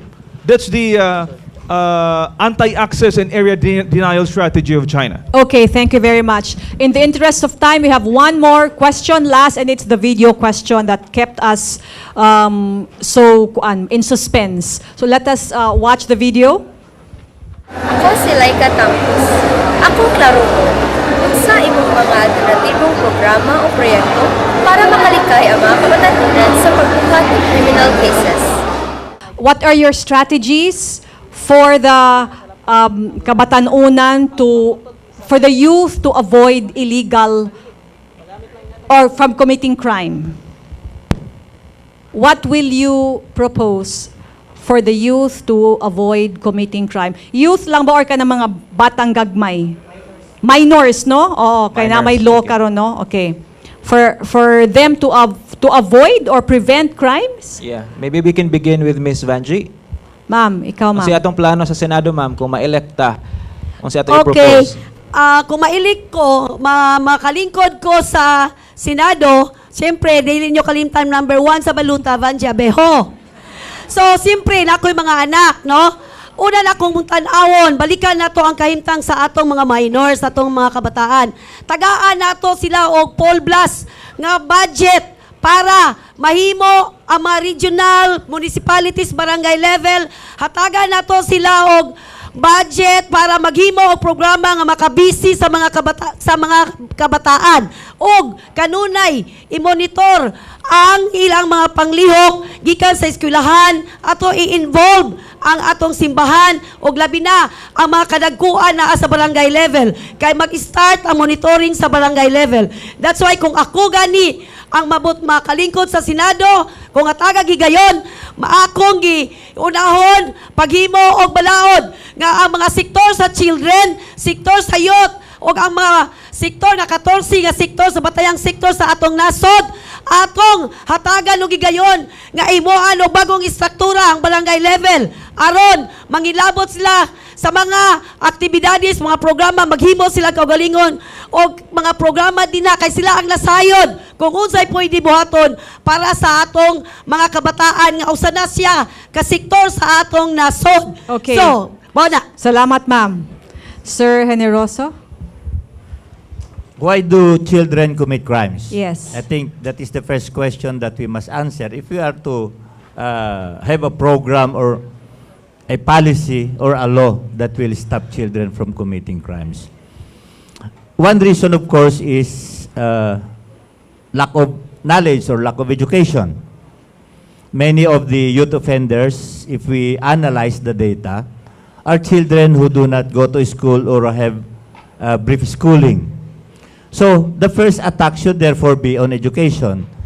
What has the consultative committee of which I was part as a spokesperson and technical officer do?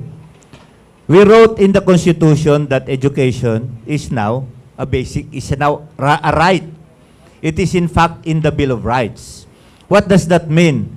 It means that once adopted, from the moment this charter is adopted, the government will no longer have to say that it lacks money for free education from kinder to college.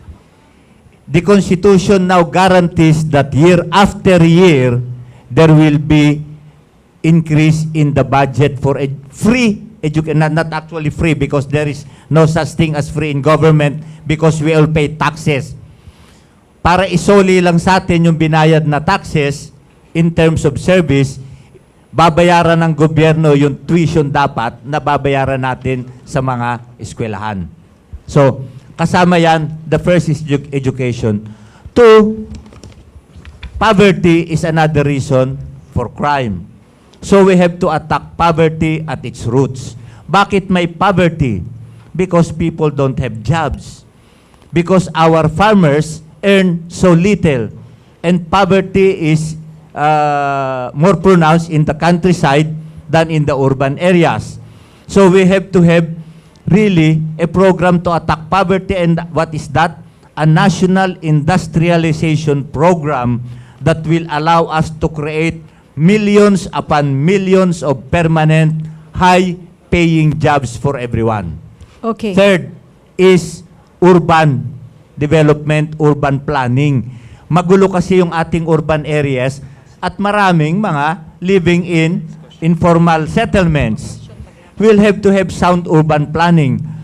Under the federal system, ang urban planning and land use ay ibinigay po natin ang kapangyarihan sa regional government para po ma-integrate niya yung buong region, lahat ng urban areas within the region, magkaroon po ng hindi yung kanya-kanya ang takbo ng mga local government officials ng mga cities, hindi malaman kung saan aling lupain ang para sa residential, etc. Integrate ng regional government, mas gaganda ang urban planning, mas mababawasan ang ating people in informal settlements. Okay, thank you, sir. Congressman Gary? Actually, this is related to, the lowering the age of criminal responsibility. Paparusahan natin yung mga bata sa pag-commit ng crimes. No? So, anong gagawin natin para maiwasan ng mga bata ang pag-commit ng criminality? Ngayon po, this is not a one-dimensional issue. This is a complex issue. Huwag nating parusahan yung mga bata sa kakulangan ng mga magulang. Huwag nating parusahan yung mga bata sa kakulangan sa society at kakulangan ng gobyerno. The government should create the atmosphere conducive for the children to grow up healthy and responsible citizens of this country. Ngayon ho, kaya complex po ito, ano? Ngayon, doon sa issue ng pagpapatibay ng pamilya, we should strengthen the Filipino family. Kasi nga ho, pag hindi nabibigyan ng guide yung mga bata, dahil ang nation building actually starts at home. No? Kung hindi nagkaroon ng guidance ang ating mga magulang, lalakihan na walang guide. No? And of course, ito naman sa environment na nakapapag-aral sila, may sports program na binibigay sa mga bata, and they are, diverted away from doing other things na hindi maganda. And of course, itong criminal justice system natin. Ang sinasabi nga, dahil ginagamit ng mga sindikato yung mga bata. So, kung ang sindikato palang gumagamit sa mga bata, dahil hindi makapag-isip ng tama yung mga bata, then let us go after the criminal syndicates. Hindi yung mga bata ang paparusahan natin. So that is an issue of our criminal justice system, yung pag-modernize and pag-professionalize natin ng ating law enforcement agencies in such a way na yung mga criminal syndicate groups, yun dapat ang ating hulihin at paparusahan. No? And of course, itong education, they can only do so much. Nga naman, it's a function of economy, yung poverty. Actually, kahit yung issue ng illegal drugs ay issue ng poverty, no, as experienced by other countries. So therefore, ang priority natin is to make sure that we have a environment that is conducive for investment to the country. So you have to create an environment of sustainability, predictability of our laws. Kasi kung lahi sa buntag, lahi sa gabi, matakot yung mga investor sa ating bansa. If you continue to extend martial law in Mindanao, that means there's a problem in security in Mindanao. So you're not actually attracting investors in the country. So yun yung tinitingnan ho natin kasi kahit anong pangako ng Pangulo, kung sino mang mga politiko, kahit kami nga, taga balangkas lamang ng batas, kung wala tayong pagkukunan ng resources, wala po yan. Nambobola lang po yan. No, we can pursue programs and projects if we have enough resources. Okay, thank you very much. Quick follow-up, Ma'am Carol, to Congressman. So to be categorical about it, sir, you don't support the moves to lower the age of criminal responsibility. Yes. They're calling it now social responsibility. Yes, I don't support that kasi nga meron akong anak na 11 years old, no? Dati 9 kasi yan, ano? hindi ko ma-imagine na gagawa siya ng krimen at i-subject mo siya sa trauma, sa hearing, and then parang nasira na yung reputation niya to the rest of her life dahil nga sinubject mo siya sa ganong proseso. Okay. So for me, tingin ko yung justice system natin ang una nating ayusin. Alright. Thank you po. Si Sir Richard?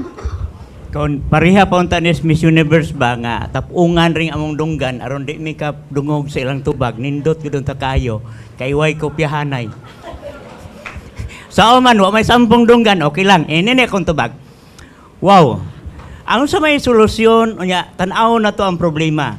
Usa sa problema ana kanang cultural gap sa bata o sa ginikanan. Maghang-ups ang relasyon ang mga bata dili ka relate sa problema ngadto sa ilang ginikanan ari mo relate sa ilang peer group sa barkada sa gang. So ni create siya extended family buwag na gyud sa iyang kaugalingong pamilya. Di apay lahi niyang pamilya ayang cyber family nga nag-create og violence. Mga duwa ba? Kibulo ka karon ni consume na siya og dako kayong time sa kabatanunan. Labaw pa pag-consume og time niya sa diha sa iyahang within the family. Kung naapata sa panahon nga ang mga ginikanan og anak naa sa lamisa magdungan pamahaw, magdungag paniadto, magdungan og panihapon, ang pamilya ana ma-build, labi na gyud magdungan sila og prayer. So unsa may solusyon di ay nato ana? Sa gikingon ko na household solution. Ang amahan o ginikanan buguson niya ang iyang pamilya, bugkuson sa bugos nga pagigugma. Unsa gitudlo sa akong mother, inig salop sa adlaw kinahanglan kamong tanan niya namo sa balay. Magdungan tag panihapon. So bisan pag nindot kay itong among dula dito sa eskwelahan, muuli yung kong magdagan kay salop na ang adlaw. So, one, moral nga tan-aw na to sa pamilya. Ikaduha, doon natay angay tan-ahon pag yun anak diri sa ato katilingban. Nga naman, it takes a government to rear a child. Ang pag-atiman og bata, dili lang usa ka pamilya. Appeal pa ang community, appeal pa ang government. Kaya ang government mauna ang muumol sa panghuna-huna sa kabatanunan. Solusyon nako ana is schooling, sports and seminar. We provide them kanang conducive experience kanang child driven nga mga seminars nga ma-upgrade ang ilang learning processes nga more ma-friend nila ang ilang kaugalingon unya dili sila ma-friend sa cyber. Di lang ko mention og mga duwa ha. Ko inaanak kay mao kana karon ang nakadistract sa human relation. Unya encourage ko na to atong mga Filipino nga IT nga mag-create sila mga games nga makatabang sa mga batanon nga maka-build up og family. Kay karon ako nakita ang mga games, wow, violence. Unya ato na siyang i-discourage. For example, Okay. sir, unsa nga games? Ang Violent. violent. Una katong karaan pa, Counter-Strike. Karaan na ha? Ako iniduwa ra Wa ba ko ng Counter-Strike? Karaan, Dota. Ano pa'y bago karon? Kadang mumo, wa man ay klaro. Okay, Thank you very so much. thank you very much. Okay, we have questions, more questions here for our candidates. This is for everyone. What is the misconception about you that you would want to correct? Oh, naabay ng gawas ng mga fake news about you. Unya, kung naaman, Mga misconception. how will you correct it? Wala, okay ra ka ma'am? Wala, so far. Ikaw, Sir Generoso. Okay. Well, una yung sabi ng COMELEC, we are nuisance. Kaming tatlo ay nuisance candidates. Dahil walang 200 million para mangampanya. Kung ang basihan ay nuisance ka pagka wala kang 200 million, baka congressman, kasali ka rin doon. Ano? So, mali po yun. Hindi kami ang nuisance po ay yung mga magnanakaw sa gobyerno. Yan, nuisance yan. Na tumatakbo pa rin hanggang ngayon. Yan, dapat yan na i-declare na nuisance. Pangalawa, nagpalabas po ang balita ang COMELEC na kasama yung pangalan ko doon sa meron daw illegal poster bago pa nung nagsimula ang kampanya. Alam nyo po, nakadalawang linggo na ng kampanya, nagsisimula pa lang kami maglagay ng poster Fake news yung inilabas ng COMELEC. Hindi natin maintindihan kung bakit yung COMELEC mismo naglalabas ng gano'n na maling listahan. So, hindi po kami kasali doon. No? Meron lang akong just 30 seconds doon sa issue ng age of criminality. kailangan po maging consistent tayo sa batas. Meron tayong anti-bullying law kung saan pinaparusahan natin yung bata na nambully ng kaibigan. In fact, dun sa isang kaso, napakatindi po ng naging parusa ng bata. Hindi lang yung na-expel siya sa eskwelahan, kundi katakot-takot na batikos ang inabot sa social media at sa national media. Ano kayang future naghihintay dun sa bata na yon? Meron tayo anti-bullying. Gaano kalaki yung kasalanan ng bata sa anti-bullying? Kumpara halimbawa doon sa bata na nagnakaw o yung napanood nyo yung isa, yung sa jeepney, yung hinaltak yung lola. Now, kung ang ginagamit po ng sindikato ang bata, wala akong problema. Talagang ang habulin yung sindikato. But we also know that there are individual children, hindi po ginagamit ng sindikato, na nakakagawa ng krimen. Kung pinaparusahan po natin yung nambuli, bakit hindi natin paparusahan yung nakagawa ng mas mabigat na kasalanan? Kung hindi natin paparusahan yon, wag din nating parusahan yung nambuli. Kasi mas maliit ang kasalanan niya. Ang sinasabi ko po is, let us review all these laws, let us be consistent, kasi pag hindi po tayo consistent, all the more that we will be creating we will be having more children who commit crimes because we are not consistent with the way we deal with them. Kahit sa bahay po, pag hindi consistent si tatay at si nanay, magulo ang pagpapalaki sa bata. So kailangan reviewin po lahat yung mga batas na yan for me. Okay, thank you very much. Nagkasalamat, no? Richard Alfahura. Unsay misconception sa usa ka Richard Alfahura? Unya, dili tanyag, dili sikat nga ang plido. Usa ka broadcaster, usa ka farmer, usa ka religious leader. Dili kuno kadaog. Pero kini ako isulti ninyo. Base sa survey, there are more than 30 million nga nituo nga dunay kausaban sa federal. So we are banking the 30 million votes nga i-deliver sa amo ang organisasyon sa katipunan ng Kamalayang Kayumanggi. Kay unsa man ang 30 million kung magkahiusa mabutar na tanan diri sa among organisasyon, that is an upset victory against anybody and the oligarch. Ito na ang message sa kus mga oligarch nga usahay natumban nako sa pipila nako ka mga statement. I-balance lang gud nato ang atong relasyon. Kung ikaw naa sa governance, kinahanglan balance ang relasyon.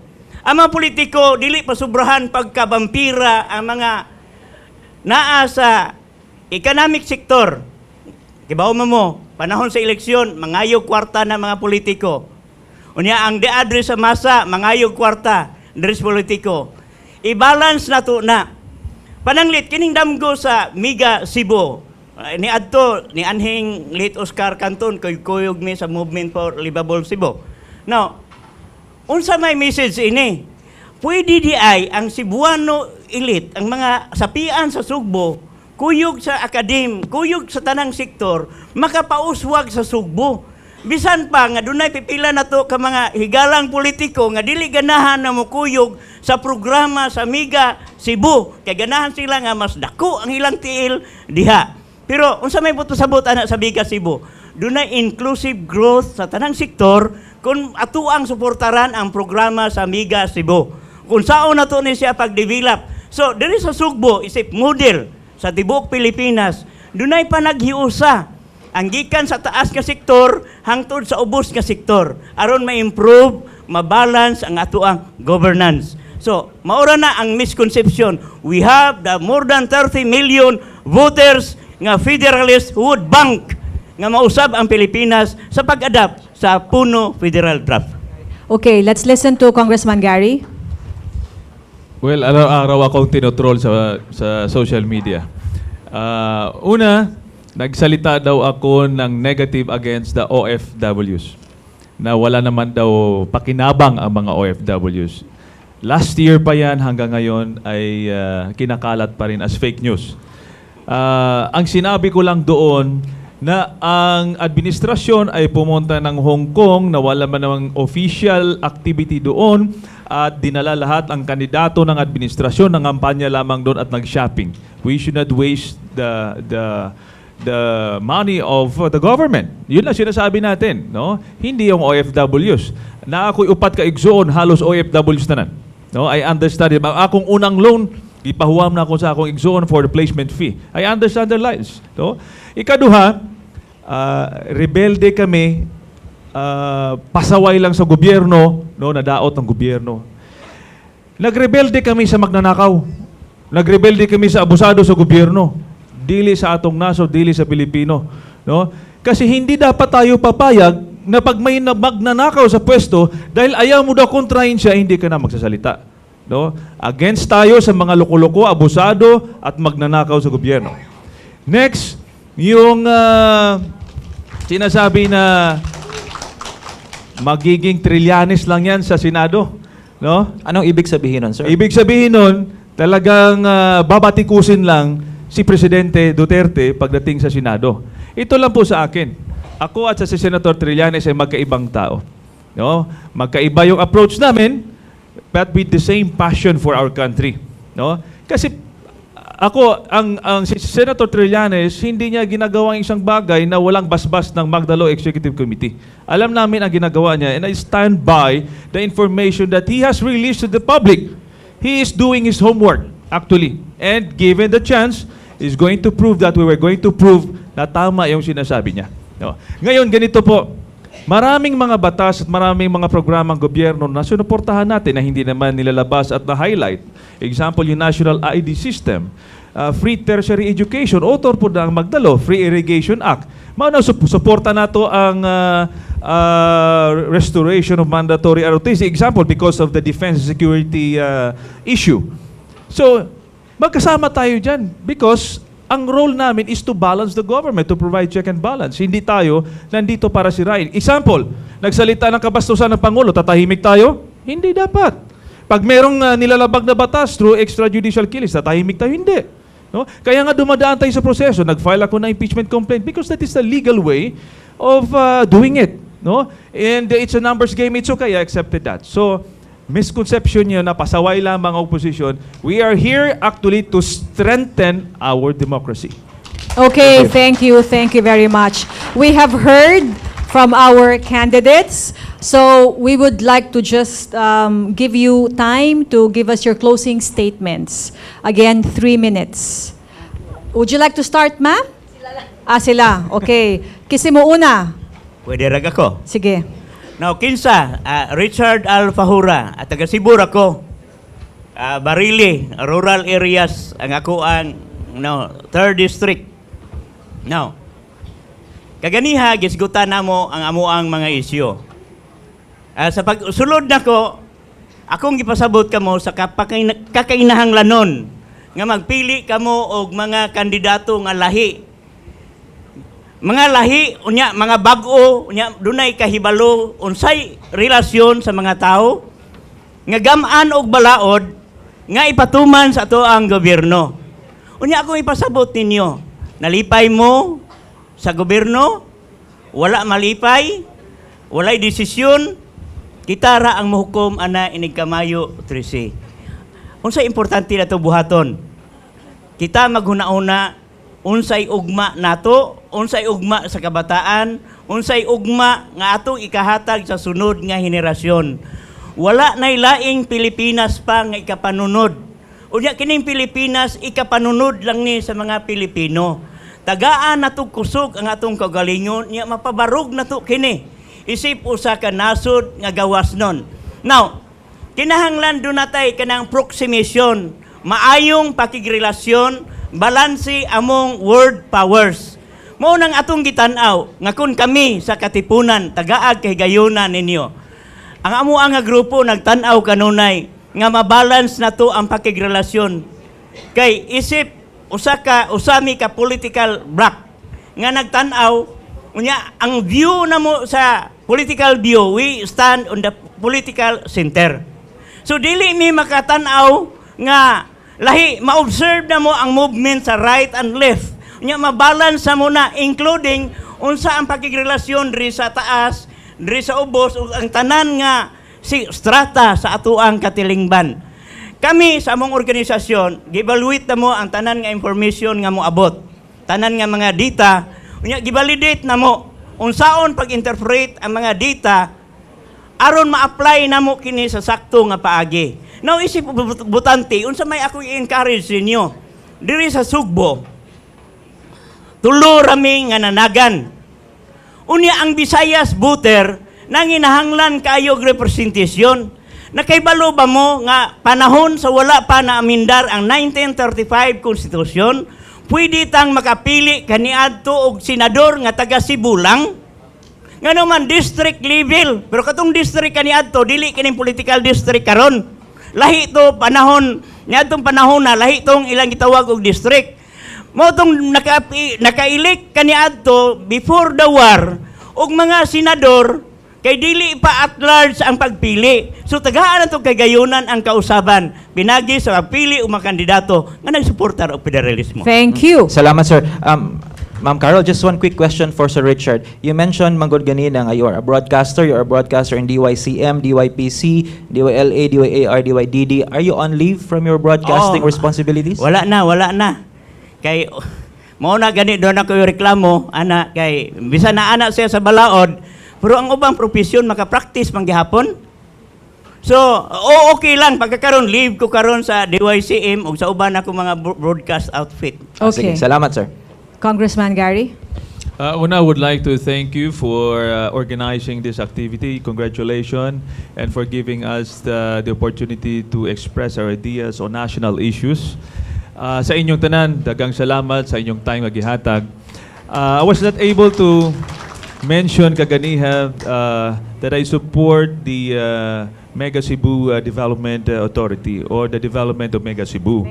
In fact, I filed a bill to mandate all local government units to come up with a long-term master development plan. Yes. It should be mandated to all kasi alam niyo short-term kaayo ang planning sa Pilipinas. Ang mayor nga naidaog, he has his own plans. Pag napalitan ng kalaban sa politika, i-reverse niya yung plano. So there's no continuity and sustainability of plans sa atong nasod.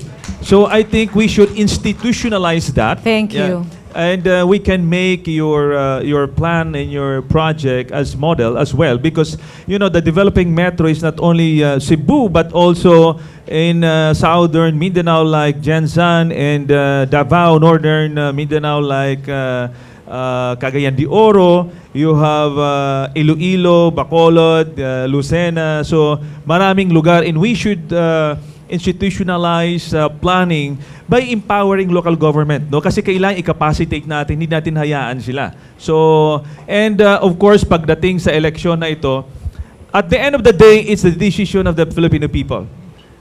I'm still saying that nation building is not only upon the shoulder of the president or on the shoulders of the politician. Wala sa amuha, we're just instruments. We need, the Filipino people should assert their rights. Kay kamo maghihapon na mabilin dia after the term of the politicians, no? Sige lang tagreklamo sa mga politician nga kawatan ug abusado sa pwesto, and yet we continue to vote for them every elections.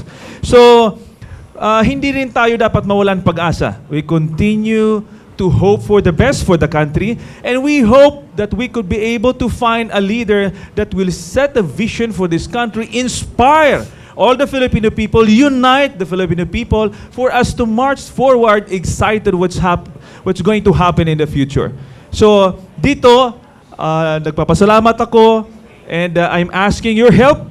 There is May 2019 elections, pangay kong tabang sa inyo ha. Gary Alejano, sundalo sa Pilipino, ipaglalaban kayo. Dagang salamat. Thank you very much. And we hope, Congressman Gary, if you win, you will also help push the Mega Cebu Development Authority bill. Thank you very much. That's on record, yes. On record, yes. Sir Generoso? Ding Generoso po, una, salamat po uli sa inyong lahat sa pagdalo dito. Salamat sa pagkakataon na binigay sa amin na makaharap ang mga taga Cebu. Ang makikita nyo po sa balota, sabi ko nga kanina, ay 33 Generoso Gen Federalismo. Siguro tatanong kayo, bakit nandun yung federalismo sa balota? For the first time in the history of elections in this country, intentional po na ginawa namin yan, inilagay po natin ang salitang federalismo sa balota.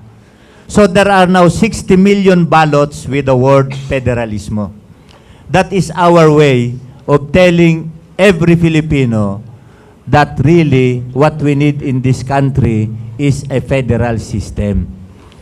Dahil sa hirap nga po na nangyayari sa kasalukuyang sistema natin na minana pa natin mula sa mga Kastila. Ano po ba ang gagawin natin sa federalismo? Unang-una po, ang ifine-federate natin ay yung ating mga fragmented na bayan, syudad at lalawigan sa mga rehiyon. Dahil pag tinignan po natin ang ating gobyerno, it is highly centralized on top. Pagdating po sa ibaba, watak-watak. I believe that is also the experience in Cebu. You cannot create your mega Cebu because your LGUs speak different ways. And they are not integrated. No one is integrating all their development efforts. You can do that in a federal system once you establish the regional government, because the regional government will be the one now to look solely, entirely at the entire regional concerns, integrating all the works of your LGUs into one cohesive long-term program and plan that will be for the good of the entire region. So ano pong mangyayari sa Cebu in the proposed federal system? Ang maiiwan po sa Region 7, the regional government of Region 7 will be composed of Cebu Province, all the towns and the cities, plus the province of Bohol.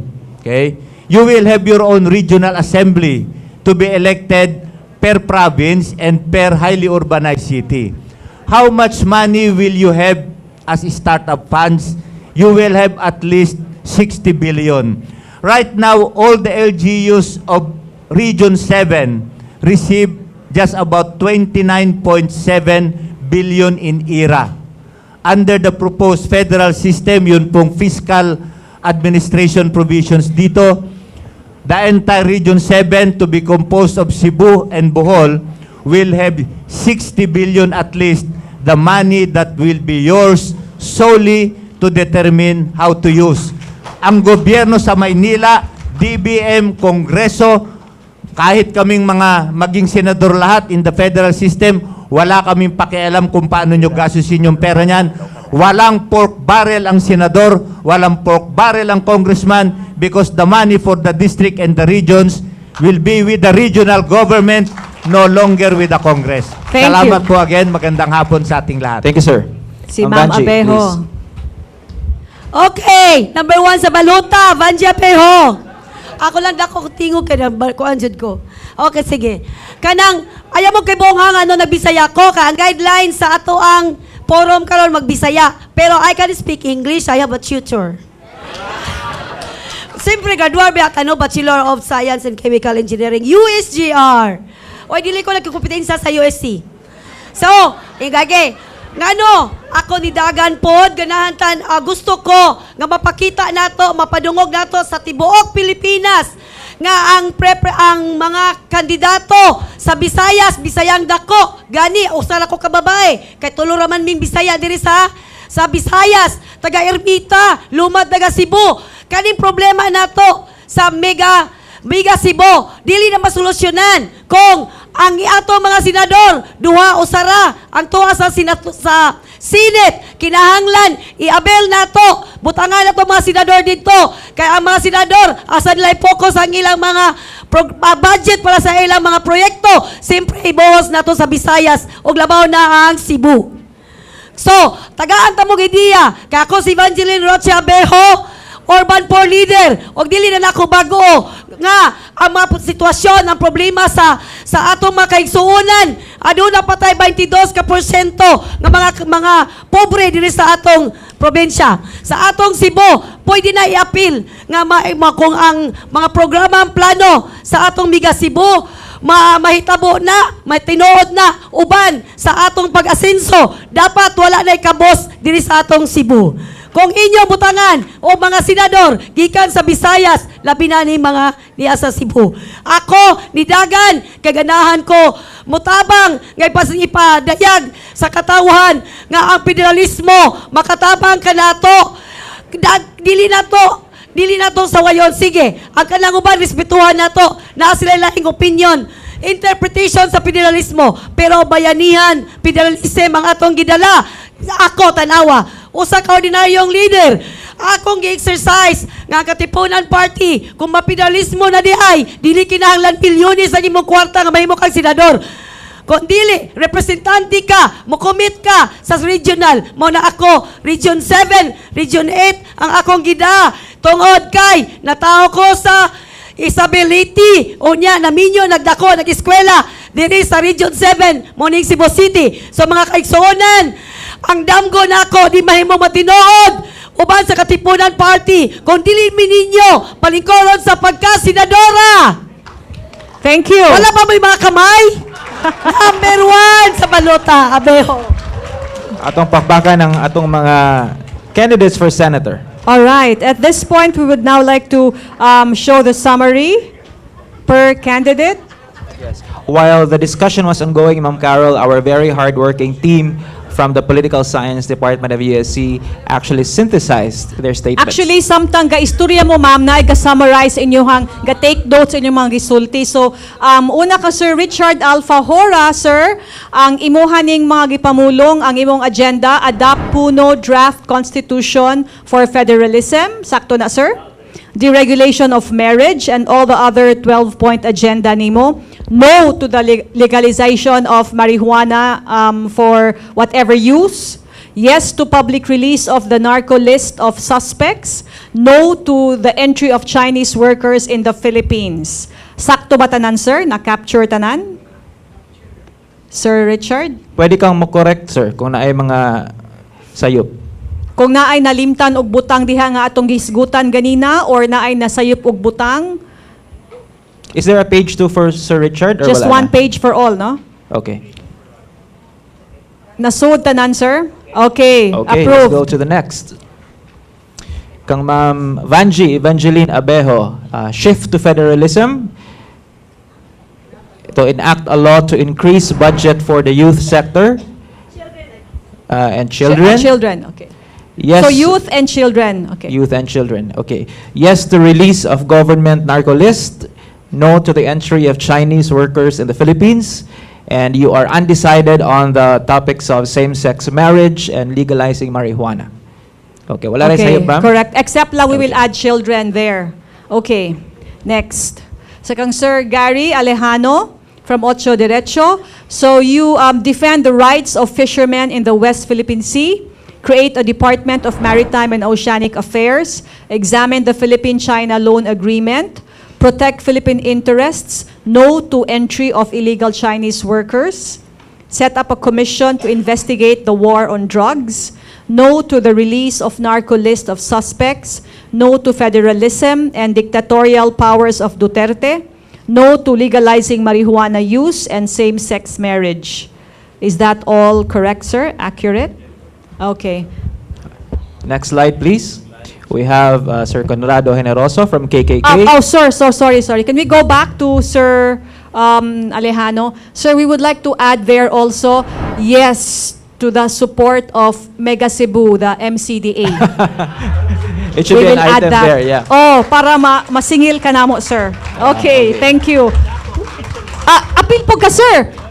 Actually, i-appeal po sa kang Sir Richard po. So Ibutang all of pod. you. Okay, thank you. Okay, let's go now to... Next, Sir Conrado. Okay, shift to federalism, enact a law to create the Metro Cebu Subway Railway Authority, create programs to address poverty, national industrialization, and urban planning. Yes to legalizing marijuana for medical use, and yes to same-sex marriage. Plus the Mega Cebu. Plus the Mega yes, Cebu. MCDA. As part of federalism, yes. Because that's what you said is the solution of all the traffic problems. You mentioned that. Okay. Thank you. Can And you is there... please- Yes. Okay, at this point, nahuman naman ang upat, no? Yes. Okay. Magnaatay himuon nga kanang commitment ceremony.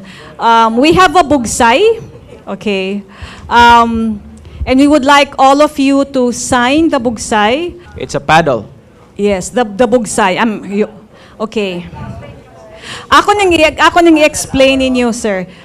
Actually, the bugsay is really the symbol of the Mega Cebu program because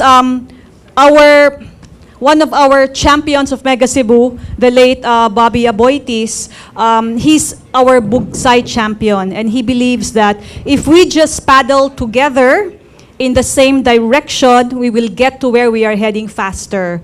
Dapat dungan gid ang pagpaddle. Nobody should sit in the bangka not doing his own share of paddling. So everyone, and even if nagkupot kasi mong bugsay niya, sayo pud imong pagbugsay, di pud mao. You should paddle the same direction together. Synchronize, more about dragon boat. Okay, so that is our symbol. So if you will just affix your signatures, you are expressing your commitment to support the Mega Cebu program. And it everything reads, that you the mentioned. paddle, on the paddle, Miss Carol, it reads Mega Cebu Making waves. waves. Wave stands for wholesome, advanced, vibrant, equitable, and sustainable. That's the kind of Cebu that we are aspiring for. And now the candidates, our 4 senatorial candidates, are signing the paddle.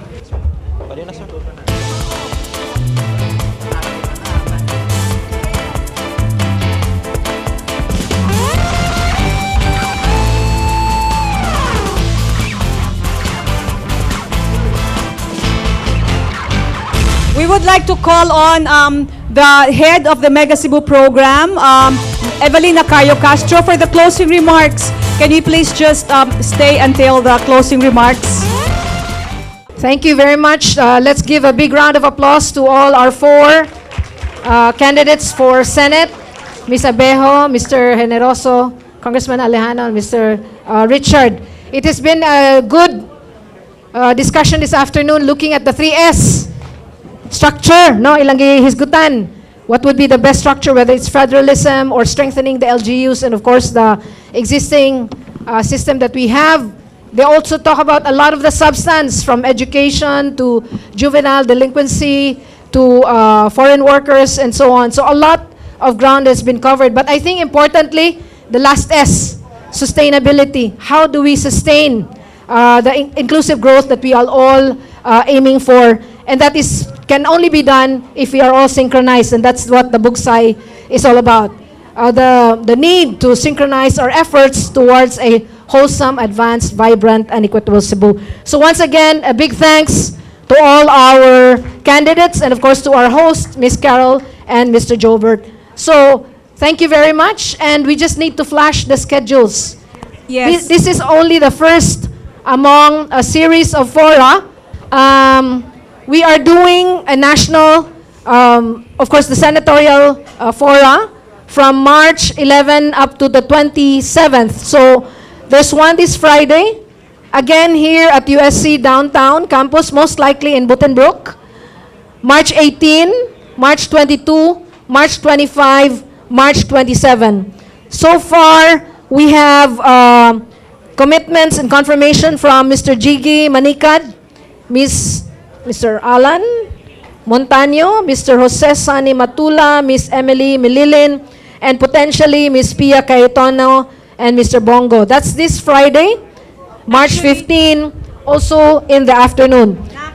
So we are awaiting confirmation from the rest, and we hope that we could have as many of those who indicated to run for office for the Senate. So again, a big round of applause to our session today, most especially to you for staying and spending your afternoon with us. We hope that this session has been informative and at the same time educational. So daghang kay tag nakatunan sa ilahang gipang sulti karon. So once again, a big round of applause to everyone. Thank you. We would like to congratulate once again and say thank you to our senatorial candidates who are here today. We have Richard Alfajora, Evangeline Abejo, Congressman Gary Alejano, and of course, Conrado Generoso. Thank you very much for joining us in today's Candidates Forum.